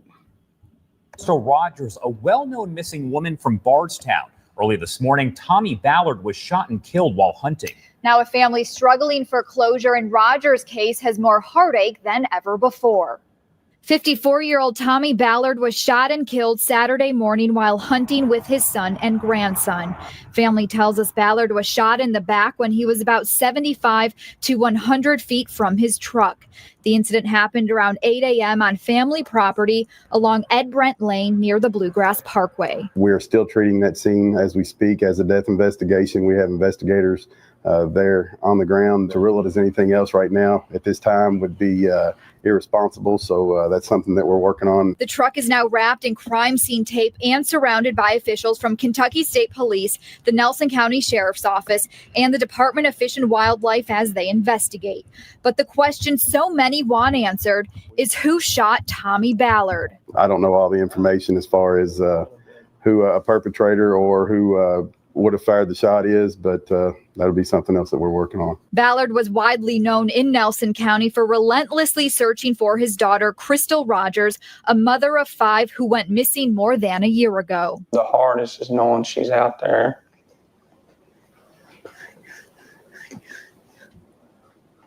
And we don't know where.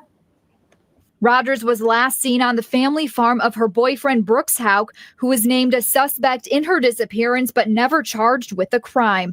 Brooks' brother, Nick Houck, was also fired from the Bardstown Police Department for interfering with the investigation.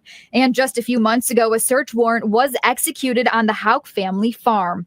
As for if Ballard's death has anything to do with his daughter's case, that remains a mystery. We have no way right now to link any of that together.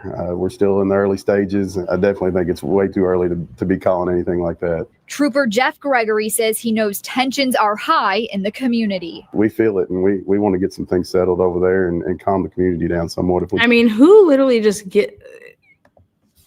goes on this man's property and shoots him? And how do you get away with it? Well, because lately Kentucky, you guys are on my shit list. I got Indiana over here, I got Kentucky over here, and I'm just like, what's going on, y'all? But this is wild. I mean, so 2013, police officers ambushed. Nothing comes of it. Literally nothing comes of it. So sad. And then, that's just where it's like, if you should ever want to solve a case, it would be of your fallen brothers. And then, so that's 2013. Jason Ellis he's ambushed. Then in 2015, Crystal Rogers goes missing. Then after that, then her dad was shot and killed. All right, he was looking for her. I don't know what he was getting close to finding her. I mean, ridiculous. But she's shot and killed, and you don't think that it has anything to do with her, murder. And then they arrest her live-in boyfriend that they shared a kid together, and two other dudes who were, involved in the disappearance and disposing. All in Kentucky, yes. And then just last week, Sheriff Mickey Steins, he had a little bit of a hearing, and they are totally going to be going for bail to get bond. So be ready for that hearing, which at those type of hearings, a lot of information come out. So if there is that hearing, and hopefully it's open and we can all hear it and see it. If it is, we'll be streaming that here. But this is just fucking sick, and this is disgusting. And now there's rumors about the gun, one of Nick's guns, who's the brother of that asshole. I don't think it's the same gun. It's a different type of weapon, but whatever. Anyways. So yeah, but $35 million for the Barry and Honey Sherman case. $35 million. And I'll tell you, we looked all over. We were looking for how like the people go into the houses that are abandoned homes. So we were looking for, because this home just stayed on, they were going to sell it when this happened, the Barry and the Honey $6.9 million house. So when they die, nothing happens to this house. Like the kids don't go into it or like anything like that. And these people that I guess you say like they trespass, they go into these, mansions that are like abandoned, and like they make videos. Well, there was a guy that did that with this house, that mansion, and he reported on it, and he said that there was all this shit in there. Meaning like there was a bunch of papers, there was, couches, beds, everything was in this home. And which, yeah, Urban Explorers did it. Yeah, that's who did it. Yeah. And then, though, they made them take down this video, but the report's still up about it. And, of course, in the family is like, no, that's not true. Like, we got as much as we could get out of there. And, saying all this stuff. But this guy had, like, pretty accurate notes and then had a video on it. And I'm just like, okay, what kids wouldn't want to, like, take? I mean, something's weird with that, in my opinion. So, I don't know. Then these emails that come to light with this Barry Honey Sherman case is you would think that Honey was writing Barry emails that said like, you've been abusive to me for 40 years. No, it was Barry writing Honey, his wife, saying, you've been abusive to me for 40 years. And you were abusive to the kids. So interesting. Anyways, just sharing some tidbits.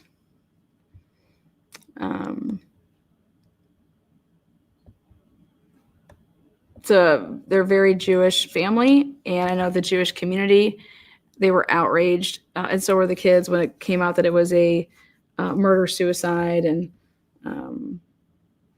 they had an open funeral, and like 2,000 people attended this funeral.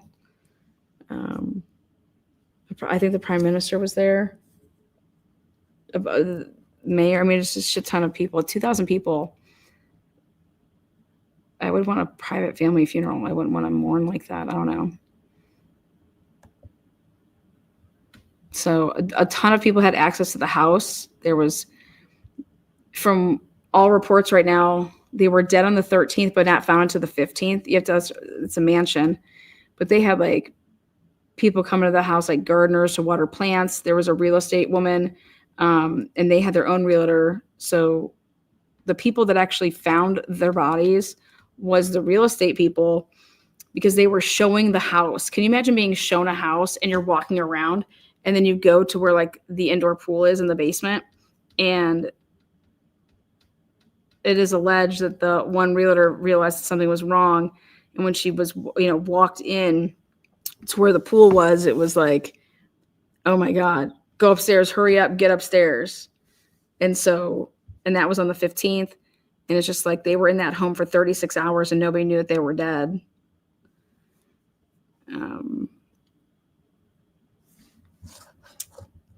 Their son is married to a male. Not sure how that went over,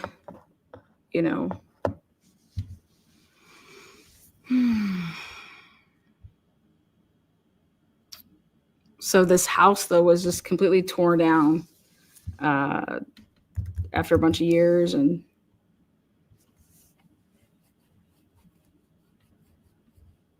it was interesting to me that the paperwork where his gloves were in that paper, it had something to do with like the real estate. Like, I don't know. I think it was the deed. It was something. So I thought that was interesting. That was kind of like laid out with his gloves. Like that's what he was like carrying in.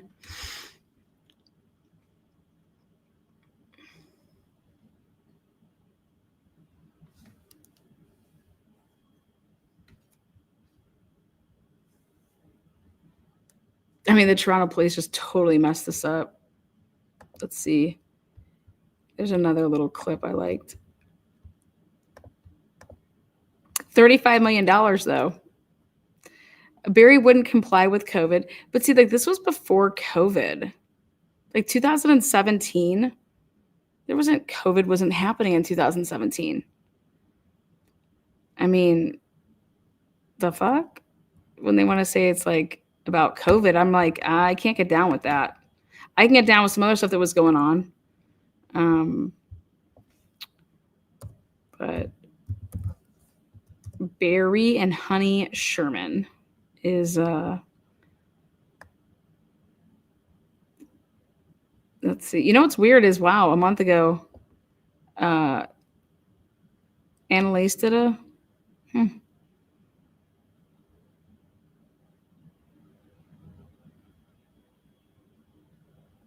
oh God.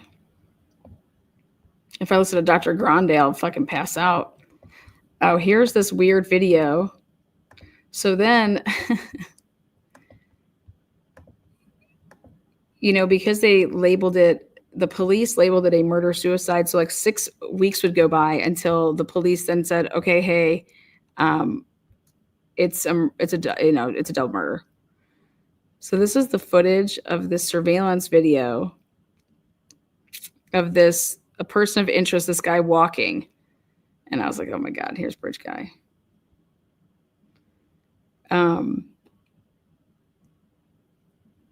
and then the person, like his right foot, he walks weird. But this is this. Thank you for joining us today. My name is Brandon Price. I am a detective sergeant with the Toronto Police Service Homicide Squad. 4 years ago, the Toronto Police Service responded to an emergency call for service at the home on Old Colony Road. When officers arrived, they located Barry and Honey Sherman deceased within their residence. It was later determined that both had died of ligature neck compression. Since that time, members of the Homicide Squad, with the cooperation and support of numerous other Toronto Police Service units, have worked diligently to identify the person or persons responsible. So far, the investigation has involved 41 judicial authorizations, approximately 250 witness interviews, 1,255 tips have been provided to the police from the public, 992 investigative actions have been undertaken. We have remained steadfast in our commitment to bring closure to the Sherman family, their friends, loved ones, and the community. At the outset of this investigation, we seized a very large amount of security video footage. Some of these videos were from locations in the area of Old Colony Road. Numerous individuals were found on the video in the neighborhood, and our team took extraordinary efforts to identify and investigate those individuals to be able to include them or exclude them from our investigation. These efforts included, but were not limited to, requesting video analysis from law enforcement partners such as the Federal Bureau of Investigation and the Ontario Provincial Police. Our own forensic video analysis unit conducted photogrammetry measurements. This involves attempts to determine physical identifiers, such as the approximate height of persons captured on the videos.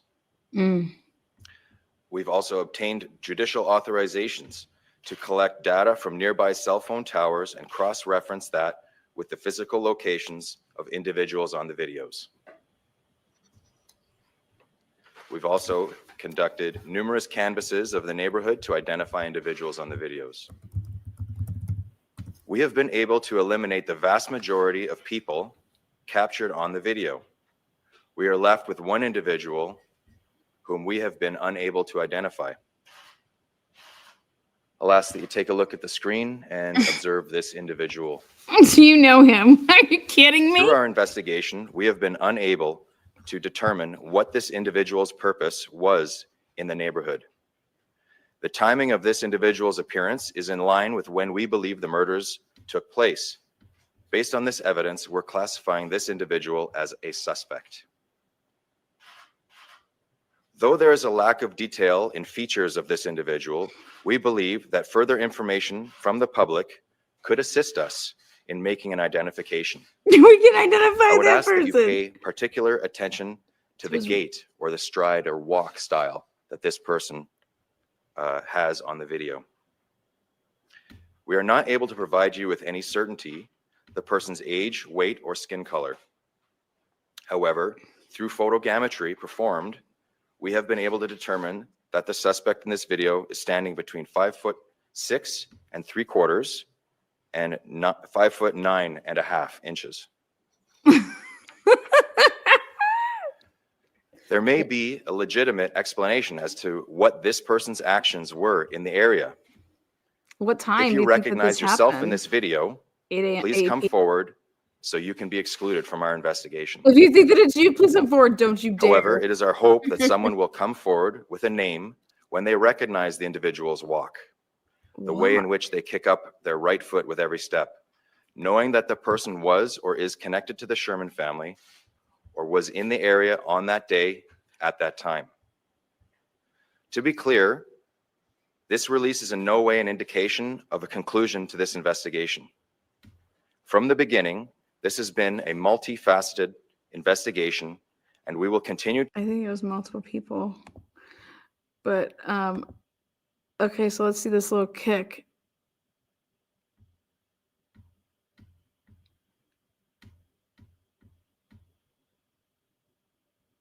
He opens it up. I see. Oh, God, yeah. Oh God, yeah, he has like a bum leg. You see what he does? He opens it. Oh my God. All right, so I gotta go hunt down everybody with a bum leg. Right leg. Yep, he turns it and swoops it. Oh my God, he has a prosthetic. Do you think that's a prosthetic leg? Oh my God, it's like the fucking, what's that movie? I think, is that a prosthetic leg? Thank you for joining us today. My name is Brandon Price. I am a detective sergeant with the Toronto Police Service Homicide Squad. Well, they were able to determine his height. What the fuck? Why can't they do with Bridge Guy? Well, when they give like a 5 to 6 to 5'9", I mean. All right. Well, that's going to conclude tonight's episode. Wow.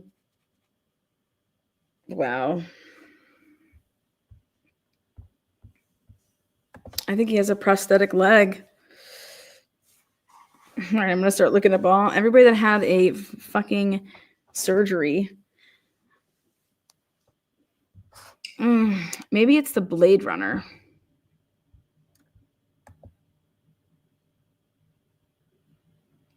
I was kidding about the Blade Runner. Thank you there, crazy girl, for becoming a member. Appreciate that. And Layla, 19 months. Woo. Love it. You guys rock. Thank you. I had some Cash Apps, I think, or something. My phone was ringing. Yes. Cheers. Cheers to LaDonna. Thank you so much. $25. Thank you. I won't say the last name for anonymity, but there you go. Yeah, do you guys think that he has a, I mean, is that how you would walk though? What other reasons would you walk like that? Like a dead foot? I don't know. Let's take one more look at it.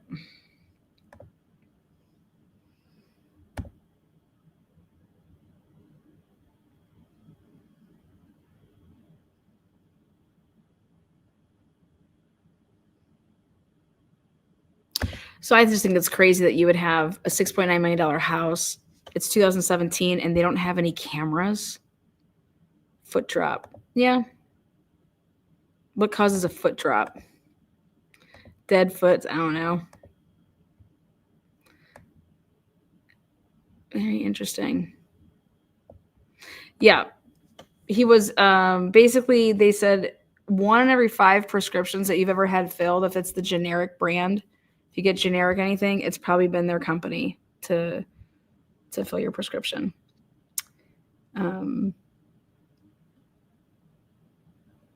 Generic drugs in Canada. 1 leg longer than the other? Has issues with his knee. It looks like he can't bend it correctly. Right? That's what I said. Yeah. The Fugitive. I'm going to watch that movie tonight. Have you guys seen Beyond a Reasonable Doubt? I watched it the other night. Eddie told me about it, so I watched it. So Beyond a Reasonable Doubt. Watch that if you have not. So there you go. That's my movie tonight that you guys can watch with your, or you guys can go click around YouTube. All right, you guys rock. Thank you guys so much. Be kind. Peace out.